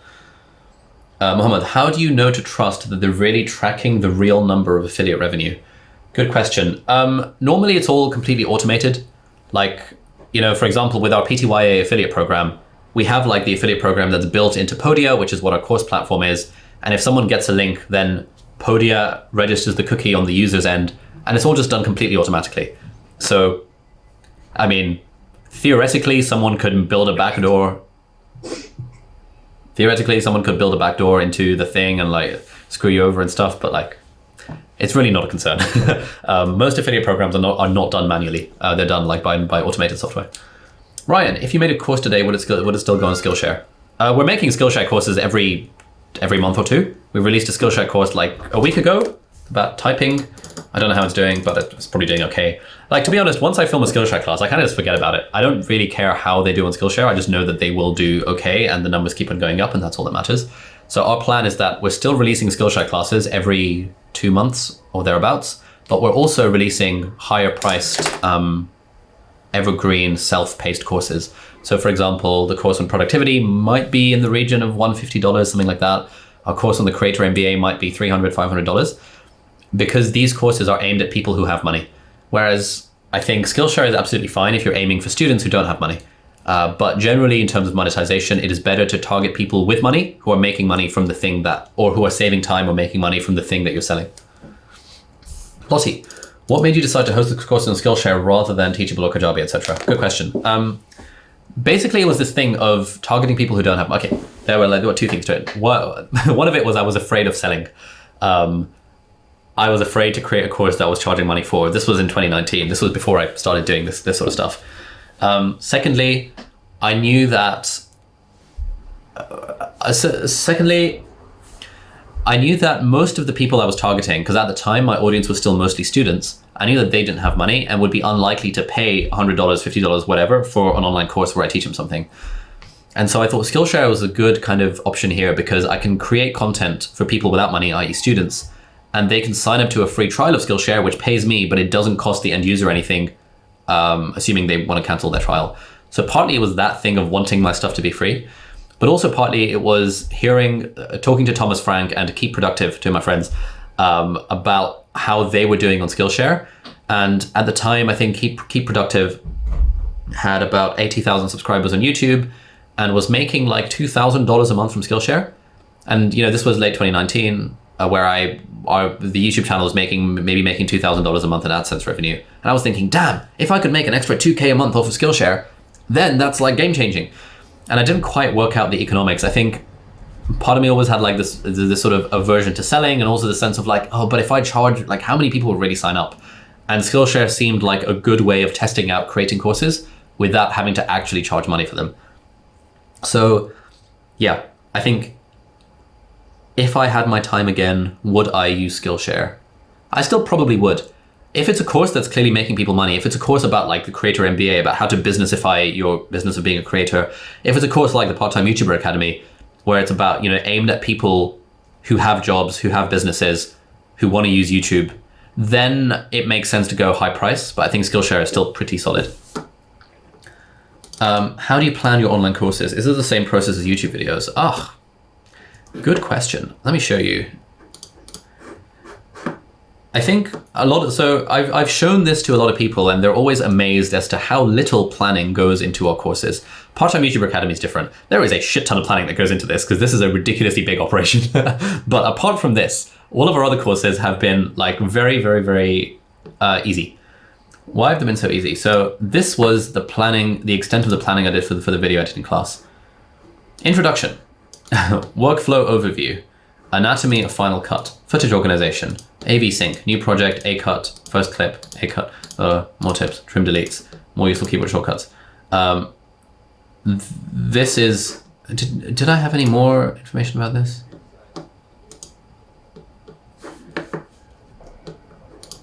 No, I didn't even write the stuff. Christian wrote all the stuff. Anyway, yeah, so this was, this was the extent of the planning. Like, I knew what I was going to teach, and so I just needed to figure out, like, what are the different videos in this going to be? And I literally just wrote it out, as it didn't take very long at all to make this list. And that is what I based the entire course off. And this is the thing that's been making 3 to 5K a month of this, literally this outline. There's nothing more to it than this. Let's look at something a little bit more involved. So our how to study for exams was more involved. This had more content. I think Angus actually wrote most of this stuff. And so this is what it looked like. It was basically a series of toggles on Notion, introduction, the 3 steps of effective studying. And then within each one, Angus wrote down a series of bullet points. And I think I modified them a little bit. Power of interleaved practice. Yeah, so each class has a handful of bullet points and maybe a link to a study. And these are not like word for word, it's just talking points. So this is the extent of the planning that goes into our stuff. And again, this class made $30,000 that month and has probably been the biggest driver of revenue for our Skillshare. And yeah, this amount of bullet points. Productivity masterclass, probably had more bullet points. Intro video and 11 lessons. Yeah, that was it. So not a lot of planning goes into this sort of stuff. But I think that's a benefit of like, when you teach something that you're very familiar with, you actually don't really need to, sorry, Angus, I've lost this Notion page. Can you link it to me again, please? It's not in my, oh no, I found it. Yeah, when you're teaching something you're very familiar with, you don't need a lot of talking points. Similar to when you're making videos about something that you know about, you don't need to script them. You can just talk about bullet points and you can create online courses through that. How many subs did you have when you created your first Skillshare class? It was September 2019. How many subs do we have in September 2019? Probably like 250K. That was in the slides, wasn't it? I can't remember.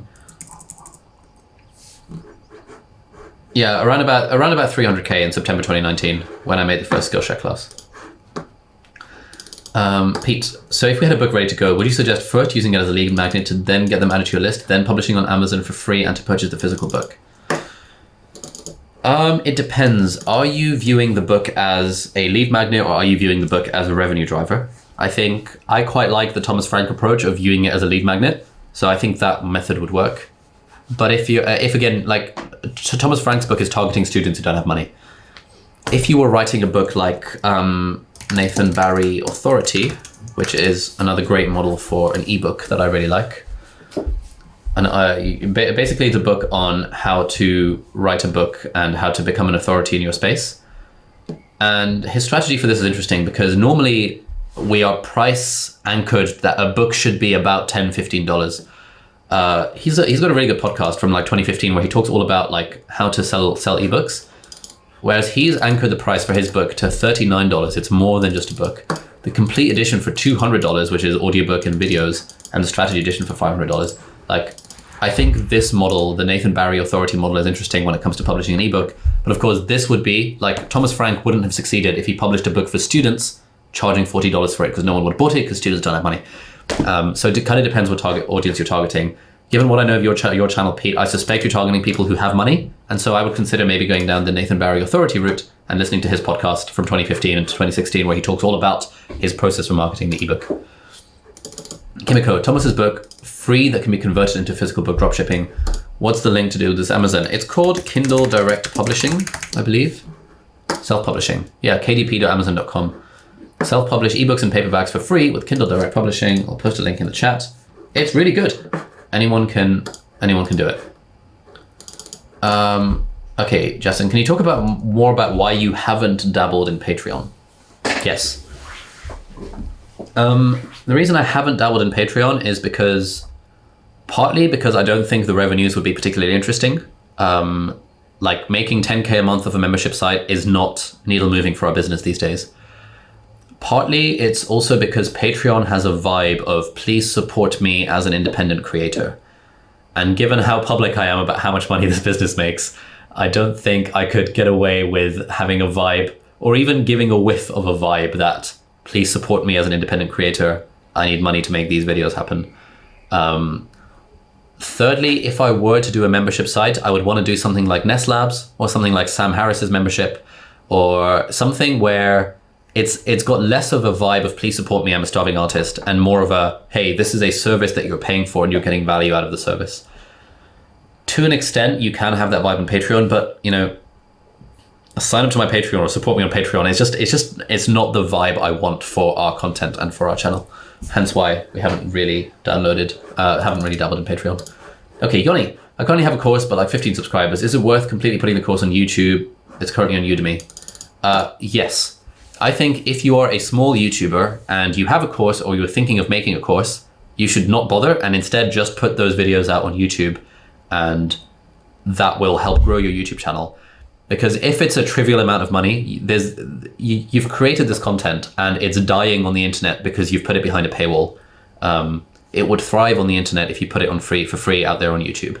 So I would recommend, Yoni, you can still keep it on Udemy. Like if someone stumbles on it on Udemy, they're not the sorts of people who buy a course on Udemy for like $3. They wouldn't be thinking, I wonder if this is available on YouTube. You might as well just upload the videos to YouTube. Maybe do an intro for each class, because I suspect maybe your filming setup has changed since you started the YouTube channel versus since you made the course. So what I would do is I would be like something like, hey guys, welcome back to the channel. In this video, we're going to talk all about blah, blah, blah, and this is a segment from my free online course about blah, blah, blah. Let's get into it. And then you just have the video of the course. So I would make it look as if it's a proper YouTube video by having an intro and by having an outro.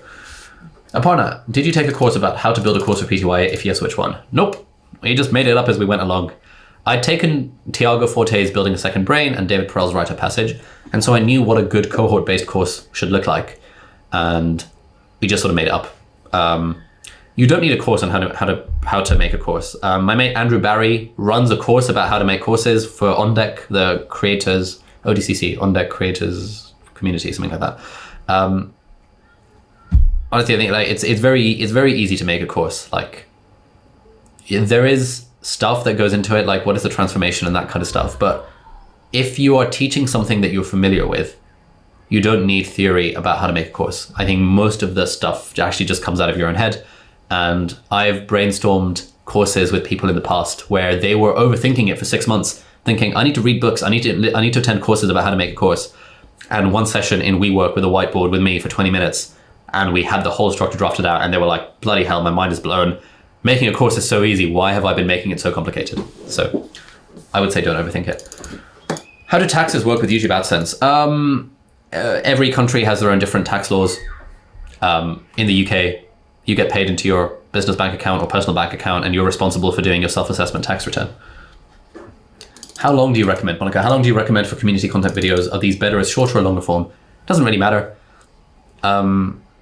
It depends on what kind of vibe you want for your channel. The only drawback to doing a long video is the fact that a very long timestamp on the thumbnail might put some people off. Otherwise, there's really no drawback to it. Like, if it's a very short video, you could get people on an end screen. But my general advice, my general thoughts on this is just make it as long as it needs to be. I think probably half an hour is approaching the point where I'd be thinking, okay, this is probably a bit too long. I think if your channel has like 3 videos on it, then again, half an hour is probably way too long.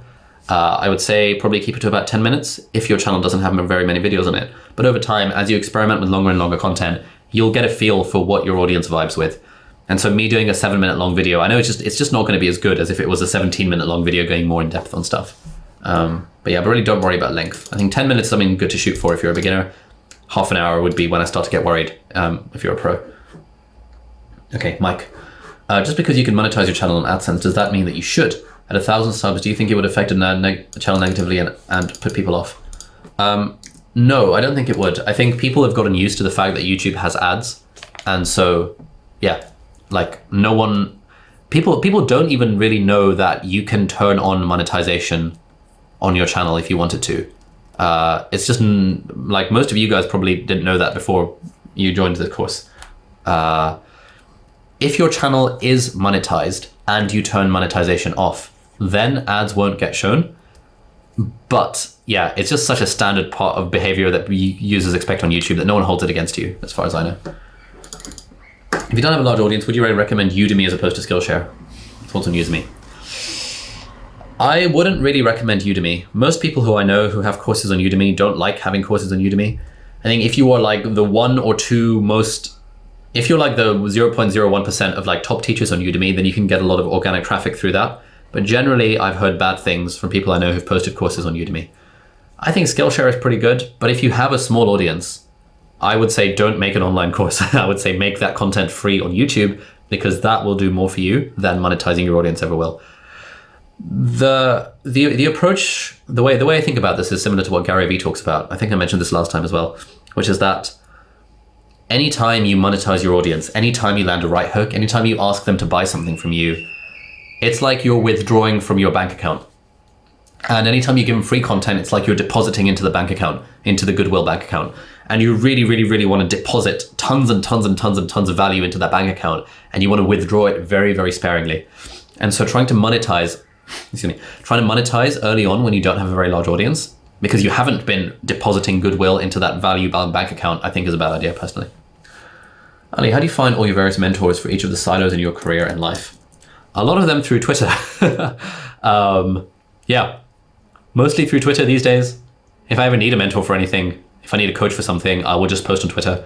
The other day, like yesterday, I posted something about, wanting to make a CRM for the YouTuber Academy. Should we use Skillshare, Squarespace, Salesforce, or should we use HubSpot?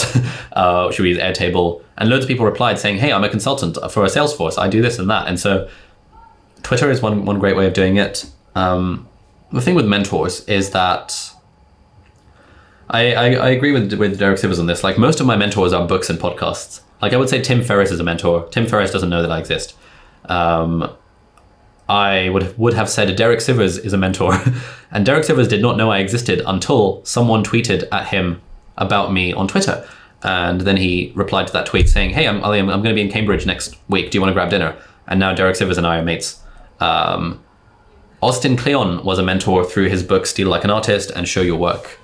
And a few months ago, I sent him a thank you email basically saying, hey, I just reread Show Your Work. Just wanted to say thank you. And at the end of that email, I just said, P.S. would love to interview you on my YouTube channel sometime. And then he replied, he was like, oh, really glad you liked the book. Yeah, I'd love to be interviewed on your YouTube channel. So he and I became mates, and now I message him if I need advice about the book. So it's like, often you'd be surprised when you put your head down and create content that mentors that you had through books and podcasts and stuff can actually become mentors in real life.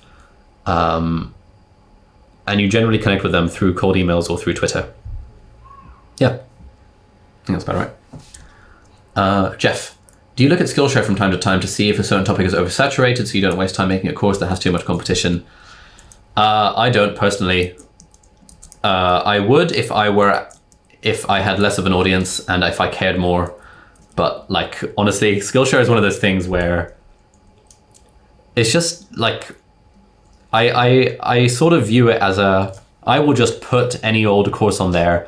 The course will be good by default because I trust myself to be a reasonable teacher and that anything I make is going to be good, except with the exception of a course I did about cooking, which was awful, worst thing in the world. Tried to do a model of someone else teaches me something, and it was just so bad. I was even thinking of actually just deleting it from my Skillshare profile because it looks horrendous. That was the only thing I've made that I feel is actively shit. Everything else I make, I think, is actually genuinely good. And so I don't really care about the competition. Maybe there's competition, but like, basically the more Skillshare classes we make, the more revenue we make, regardless of the competition. And so I'm not really concerned about competition particularly. Yeah, it's literally the worst thing I've ever seen. It's so bad. Please don't watch it. It's so bad. I need to delete it. Melanie, what are the most common blocks to monetization outside of subcan and watch time? Copyright strikes? I mean, you shouldn't be getting copyright strikes. It's very easy to avoid copyright strikes by not using copyrighted material. So often videos can get demonetized if you're talking about like non-advertiser friendly topics. So for example, back in the day, if you did a video talking about coronavirus, and I think probably that continues to this day, it would get like demonetized because advertisers don't want to advertise on that. If you make videos that are very risque, that have lots of swearing in them, that have lots of like explicit content, I mean, there's only so far that you can go on YouTube with explicit content, but if it's very, very risque stuff, again, it's not advertiser friendly. I suspect most of us on the course are not making not advertiser friendly content, so you don't need to worry about it. All right, Daniel, does the YouTube algorithm get impacted with affiliate links if they're incentivizing watch time while these links take viewers off the platform? Yes, that is the drawback of taking people off the platform. I think overall, the ROI on affiliate links is better than keeping people on the platform. Keeping an individual viewer watching an individual video and then watching the next one, it doesn't have much of an impact. I would rather make $3 off an affiliate link than keep a viewer watching one more video, just because that would be worth less than $3 to me. So yes, you do slightly hurt your performance of videos because you're taking people off the platform.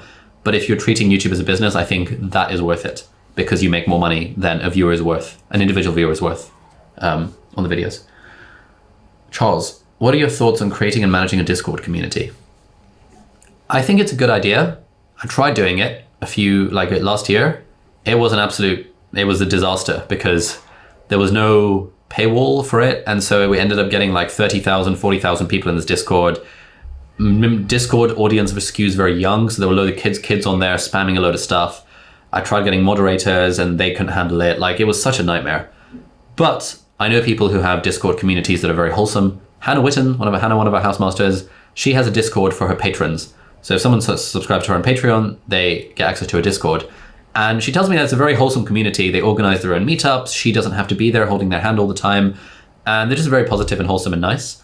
And so I think a paid Discord community could be really interesting. A free Discord community would be very hard to moderate. At least those are my thoughts on that. Maggie, Ali, what do you think about getting the business plan, vision, and strategy clear and then link YouTube creation and all the content creation to that strategy and the vision? It sounds to me like this class today should have been the very first class in PTYA. Oh, interesting. I think, okay. Again, this goes to our old analogy of the architect versus the archaeologist. I think you can succeed on YouTube as an architect, whereby you figure out ahead of time, okay, this is what I want to do. This is the plan. This is the target audience. This is the competitor research. Here's the market research. Here's what's going to work. Here are all the videos I'm going to do this in the next quarter. Here are the sort of videos I'm going to do in the next quarter. Like, very much planning everything out in advance and deciding ahead of time what your monetization strategy is going to be. That's fine. And I know like 2 YouTubers who have done that strategy and it's worked effectively. It's not a strategy I'd recommend for most people, because most people, like with any business plans are kind of BS because it's all just like wild guesses and numbers that you plucked out of thin air. A business plan of like, hey, in year 1, we plan to capture 20% of this market. In year 2, we plan to grow 7% month on month. And it's all just BS. It's all just like numbers in a spreadsheet that an investor might look at and think, oh, okay, these guys are trying to be $1 billion business. That's fine. I want to invest. The actual value of a business plan, especially when it comes to something as uncertain as YouTube, I think part of me thinks it's not really worth the paper it's printed on. And so generally the advice I would give is focus on the content first, focus on building an audience first. And then over time, you will realize what you can monetize. Like, there is no way in hell I could have predicted 4 years ago that the channel was going to be on 2 million subscribers, that PTYA was going to be a thing. There's no way I could have even predicted that 1 year ago. I couldn't have predicted 2 years ago that I'd be making videos about productivity, because I had no idea I was going to make videos about productivity. I knew I was going to make videos about studying, and so there was a little bit of like architecting in that. But the productivity thing came completely like out of the blue. I had no idea 2 years ago I'd be writing a book about productivity, because like, where the hell did that come from? And so the thing with YouTube is that there are so many, it's like such an adventure that can go in so many different ways that I think, yes, it's good to have some level of planning and to know kind of what direction you're headed. But I think beyond a very fuzzy, like the higher resolution you try and get in that picture, the more uncertainty you've got. And so there's not really much point in doing it. Yeah, I think if I were starting YouTube completely from scratch, knowing what I know, I would take the architect approach.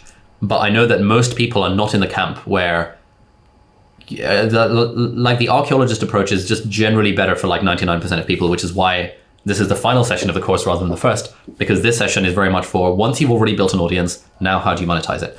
And I don't think monetization for most people is, I don't think you can reverse engineer a YouTube audience off the back of deciding what product you want to create further down the line. I think it's usually the other way around. You build the audience first and the products come second.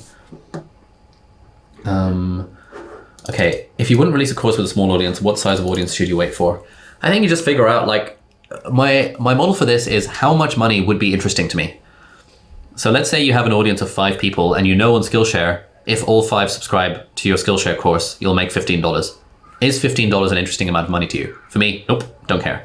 What if you had an audience of, let's say, 1,000 people and you knew 10% of them were going to sign up to your Skillshare class? 10% is quite a lot, like 1% or 0.1% is a more standard conversion rate. Would that be an interesting amount of money? Multiplied by $3, $4 and see, would it move the needle? Would it change my life? Would it be interesting? Nah, not really. If you have an audience of like 100,000 people and 1,000 of them are going to sign up to your Skillshare class every month, suddenly you're like, oh crap, I'm making $3,000 a month from Skillshare. That is an interesting amount of money to me because that pays my rent or that pays my mortgage or whatever. So I would be thinking in those terms. So it's not really about absolute audience size. It's about what is your goal? What do you want? And bearing in mind that anytime you monetize your audience, you are withdrawing from that Goodwill account. You are hampering your growth if you were to just put that content out for free on YouTube. And so monetizing it's not a decision you should take lightly. There is a balance between growth and monetization. And I think growth at the start is the way forward. How much is Nebula contributing to your revenue? Basically nothing. Yeah, nothing interesting at all. Like a few dozen dollars a month. How did you create your website design? I created it in Figma and then I hired a dude to code it into Ghost. Some of you may or may not know, I've been a web designer since the age of like 12. And so I knew how to make a pretty website. And so this is what I designed. But then I couldn't be bothered to code it. So I hired a dude to code it. Yeah, Figma is great. Figma is actually free as well. It's just like drag and drop and you can just create whatever design you want. And I sort of I had like a whole mood board on Notion of like, these are websites I like the look of. And I just created the designs in Figma. And there's a lot of iteration. Like it started off like really shit and then more and more iteration. And then eventually I landed on the color theme and all this sort of stuff. Some of this stuff still isn't quite what it is now. But yes.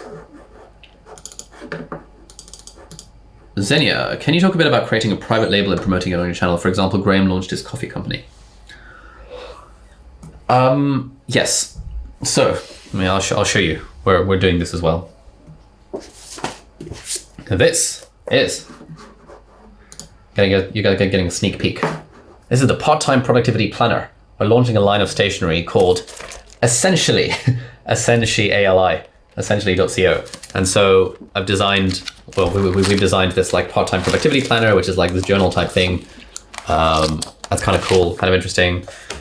We've got these, it comes with a set of notebooks that say journey before destination, and it's the climb, that line from Miley Cyrus, and this is gonna be fun, like super wholesome and nice. Anyway, don't have a lot of experience with it. We're trying it out.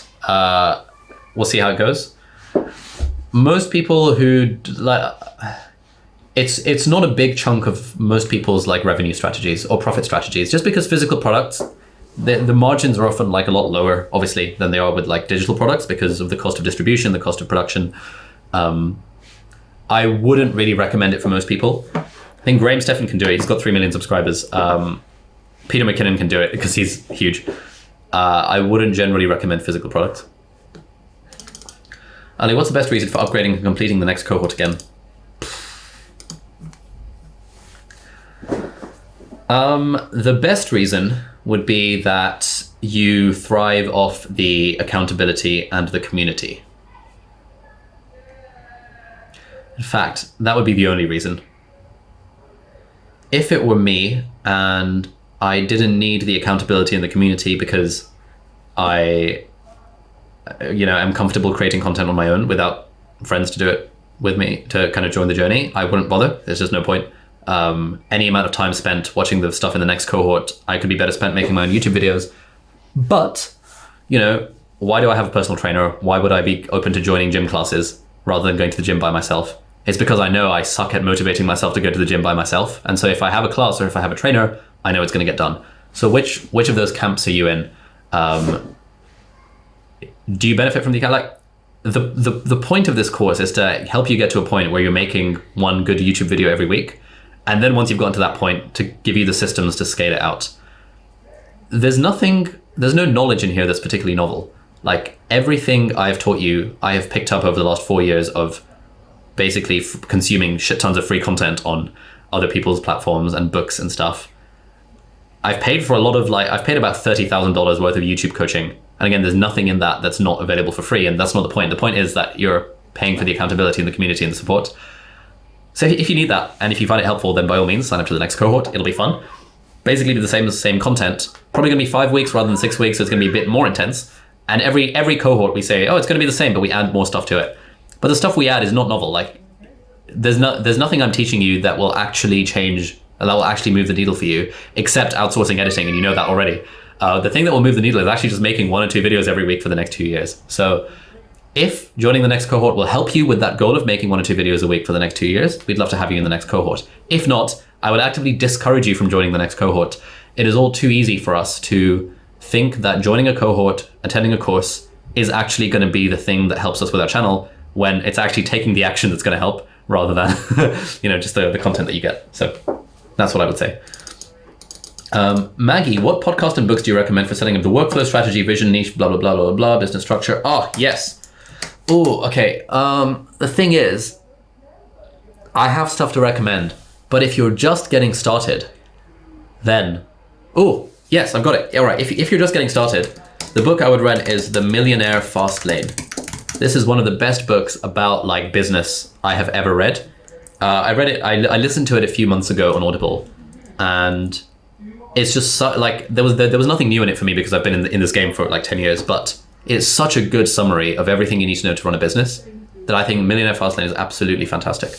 Oh, whoops, I'm not showing my screen. My bad. Is it showing? This should work. Once you have a business, then the book I would recommend is The E-Myth Revisited and also Traction. Those books have been game-changing for us, but these books would have not made any sense when I didn't already have a business. And if I had read these when I was a entrepreneur rather than an entrepreneur, it would have been me reading books about I don't know. It's just like too advanced. Like until you've made a business and you understand what's going on and how to run a business, there's no point reading these 2 books. So I would actively say avoid them because they're going to take you in the wrong direction. And I think The Millionaire Fastlane is amazing. How important are likes? Not that important. Should we spend precious time in a video asking people to like? Nah, not really. Are we diluting other CTAs by stuffing another in there? Yes. I love how Casper's questions are so to the point. Likes are not important. Don't bother asking for likes. Unless it's like part of your rituals. Like for example, Graham Stephan, in the middle of his videos, he'll always say something like, the top 3 reasons the stock market is falling is number 1, the Fed has increased interest rates. Number 2, Thomas Franks released his ebook. And number 3, you haven't yet smashed the like button for the YouTube algorithm. Ha ha ha. And everyone's kind of waiting for him in his video. At some point, he's going to mention, smash the like button for the YouTube algorithm. He's not doing that because it actually helps, really. He's doing it for the banter. Equally, Mr. Who's the Boss always says at some point in his video, and he says something like, oh, and so if you enjoyed that, a subscribe would be absolutely spiffing, like in that kind of, and he always changes the word. So sometimes it's like, oh, absolutely marvelous, absolutely splendid. And again, that's a ritual that he's incorporated into his channel for branding to help people fall in love with his channel, as per the stuff we talked about in week 4, I think. Having said that, there is some evidence that asking people to subscribe does increase your subscriber count for that particular video, because sometimes people do need the reminder. But it's not something you want to do all the time unless it's a ritual for your channel. When advertisers go to your channel for CPM, do they focus on the brand or the topic of the video? Good question, Daniel. So I have tried advertising on YouTube. You basically have the option of doing whatever you want. You can choose topic, you can choose by channel, you can choose to run your ads on an entire channel, you can choose to run your ads on individual videos, you can choose to run your ads on a video topic, You can choose to run your ads on a particular demographic of user. So let's say I was targeting doctors and YouTube knew that a doctor was watching videos. Regardless of what, even if they were watching a cat video, it's possible that my ad targeting doctors would be seen because it's targeting the demographics of the user. So most advertisers, it depends how targeted they're being with their strategy. So for example, when I advertise my medical school admissions courses, I target specific videos. So there's a medical school entrance exam called the UCAT and called the BMAT, and I have these online courses. And what I do is I search YouTube for every single UCAT and BMAT preparation themed video, and I run the ads on all of those videos. And that means anytime anyone in the world watches a video about the UCAT, they're likely to see my ad for my UK Cat crash course next to that video. I have tried running ads on channels as a whole. I tried running ads on Karma Medic's channel. Karma Medic is one of our housemasters. He's a medical student. My hunch was, I bet a lot of medical applicants are following Karma Medic. Let me run ads on his whole channel and see what happens. And they performed absolutely terribly because his audience is not just medical school applicants. It's like a load of people now. And so the more targeted an advertiser can be with targeting what videos they care about, the better those ads will do because they're more targeted. But I suspect most advertisers are not that anal about it in terms of like searching YouTube and targeting specific videos. I suspect most are searching by topic. So if I were like a credit card company or a crypto company, I would be targeting finance and crypto rather than specific channels or specific videos. Adam, did you have any doubts about your ability to succeed on YouTube in the early days? Any tips on how to push through in the initial months or years of building an audience? How to avoiding the burnout of being frustrated with slow growth? I think the solution to all of this is realism and pessimism. So realism in knowing that, realism in knowing that it takes a lot of luck and hard work and videos to succeed on YouTube. Realism in knowing the stats that 152 videos for 1,000 subscribers is the average. Pessimism in thinking that, like, in my early days, I was thinking, you know what, if I can get to, I think it was 4,000 subscribers by the end of the year, then that will be absolutely incredible, like absolutely game changing. Oh my God, 4,000 subscribers by the end of the year. There's no way that could possibly happen. That was my stretch goal. Once I hit 4,000 subscribers, I knew a YouTuber who had 20,000 subscribers. I was like, oh, there's no way I could ever hit 20,000 subscribers. It's like, that's such a huge number of people. There's no way in hell this is ever going to happen. And I think what made it work for me is that I recognized early on, and this is one of the things I'm writing about in my book, that I don't really like setting goals that are outside of my control. And so for YouTube, aiming for a particular subscriber count or a particular view count or particular revenue, these are all goals that are outside of our control. They're based on lots of other factors. And so the only goal I set for myself is I'm going to make 1 or 2 videos every single week for the next 2 years, and I'll see what happens.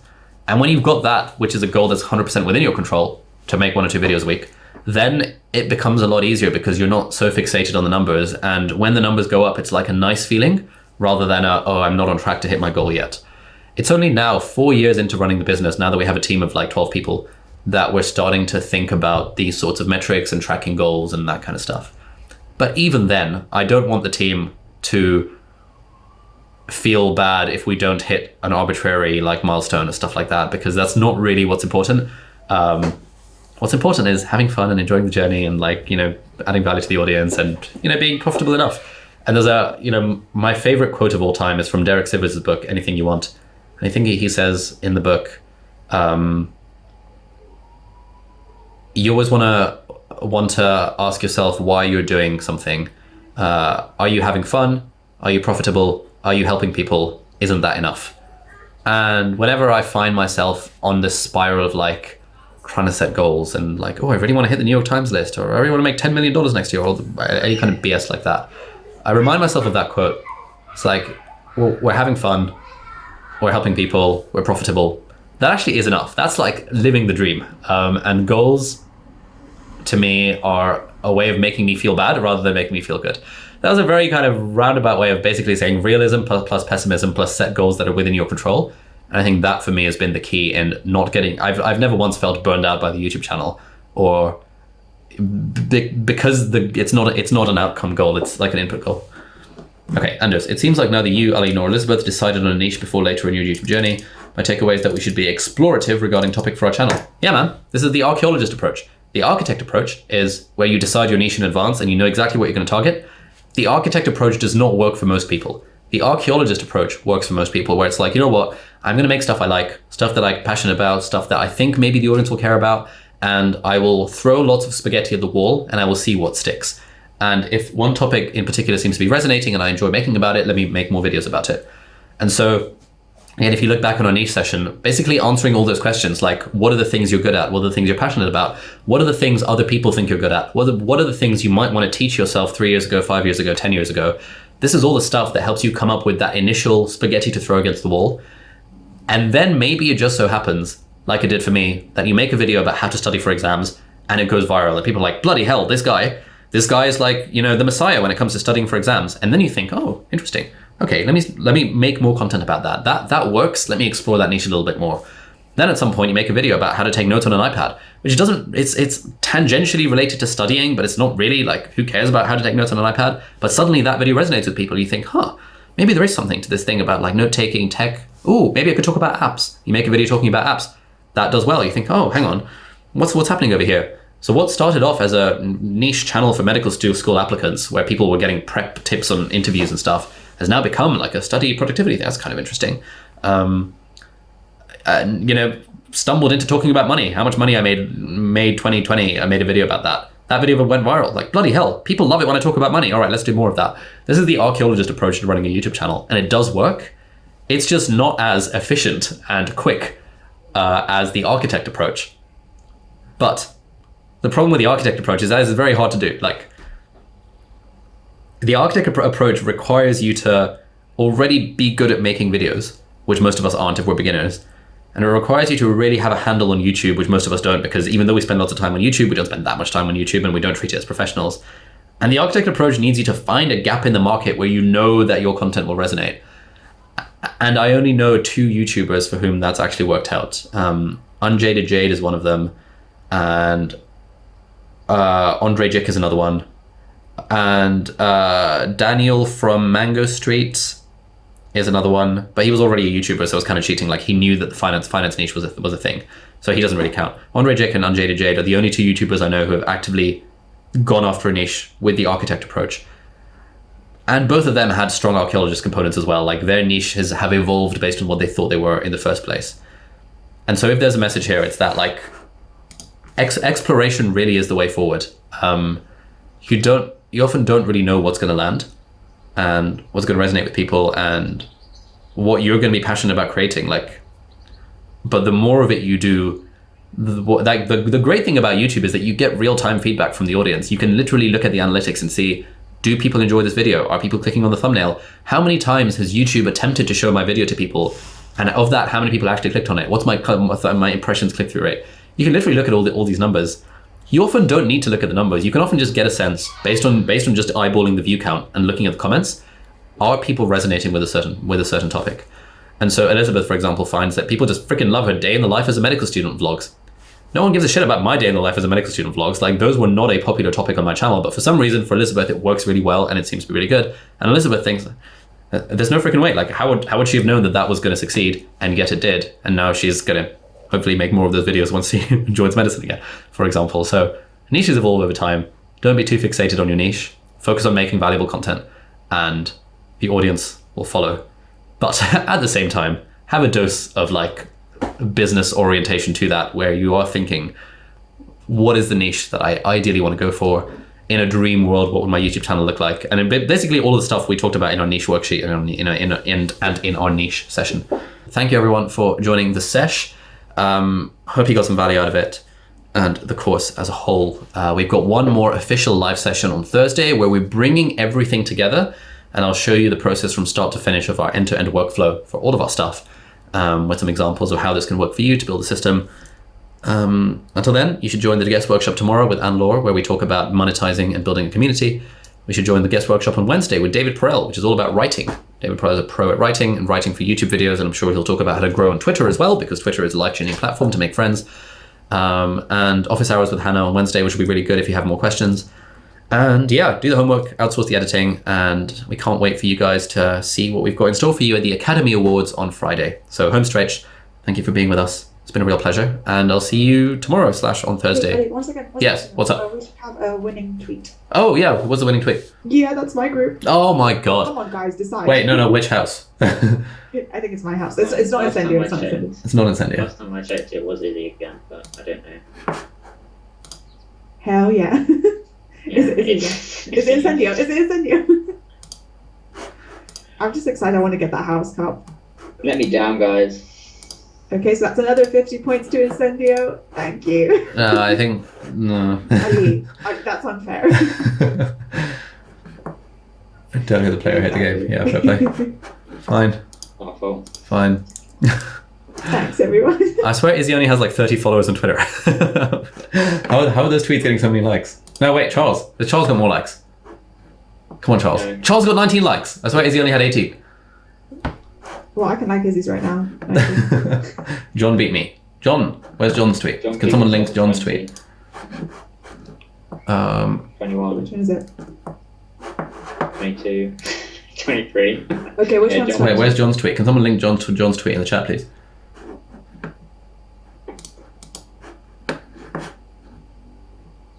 Oh, 26. John wins. Oh, shit. I've The stopped biggest that YouTuber there. is John the Booper. Okay, John, what's What, which house? what house is John in? Do we have a list of the houses? Revelio, I think. Oh, nice. Oh. Weren't they like fairly low in the list? I'll add that on right now. Nice. No, is that? I think that's a serious one, isn't it? Oh, they're catching up. Oh God, no. Awesome. You let me down, Incendio. You can't. This is always catching up with me. This is not good. Fine. We've still got a week for the house cup to be awarded. Next time I The winning really- house to get lots and lots of prizes. So anyway, right. I think we'll call it a day. Thanks everyone for joining the sesh. See you later.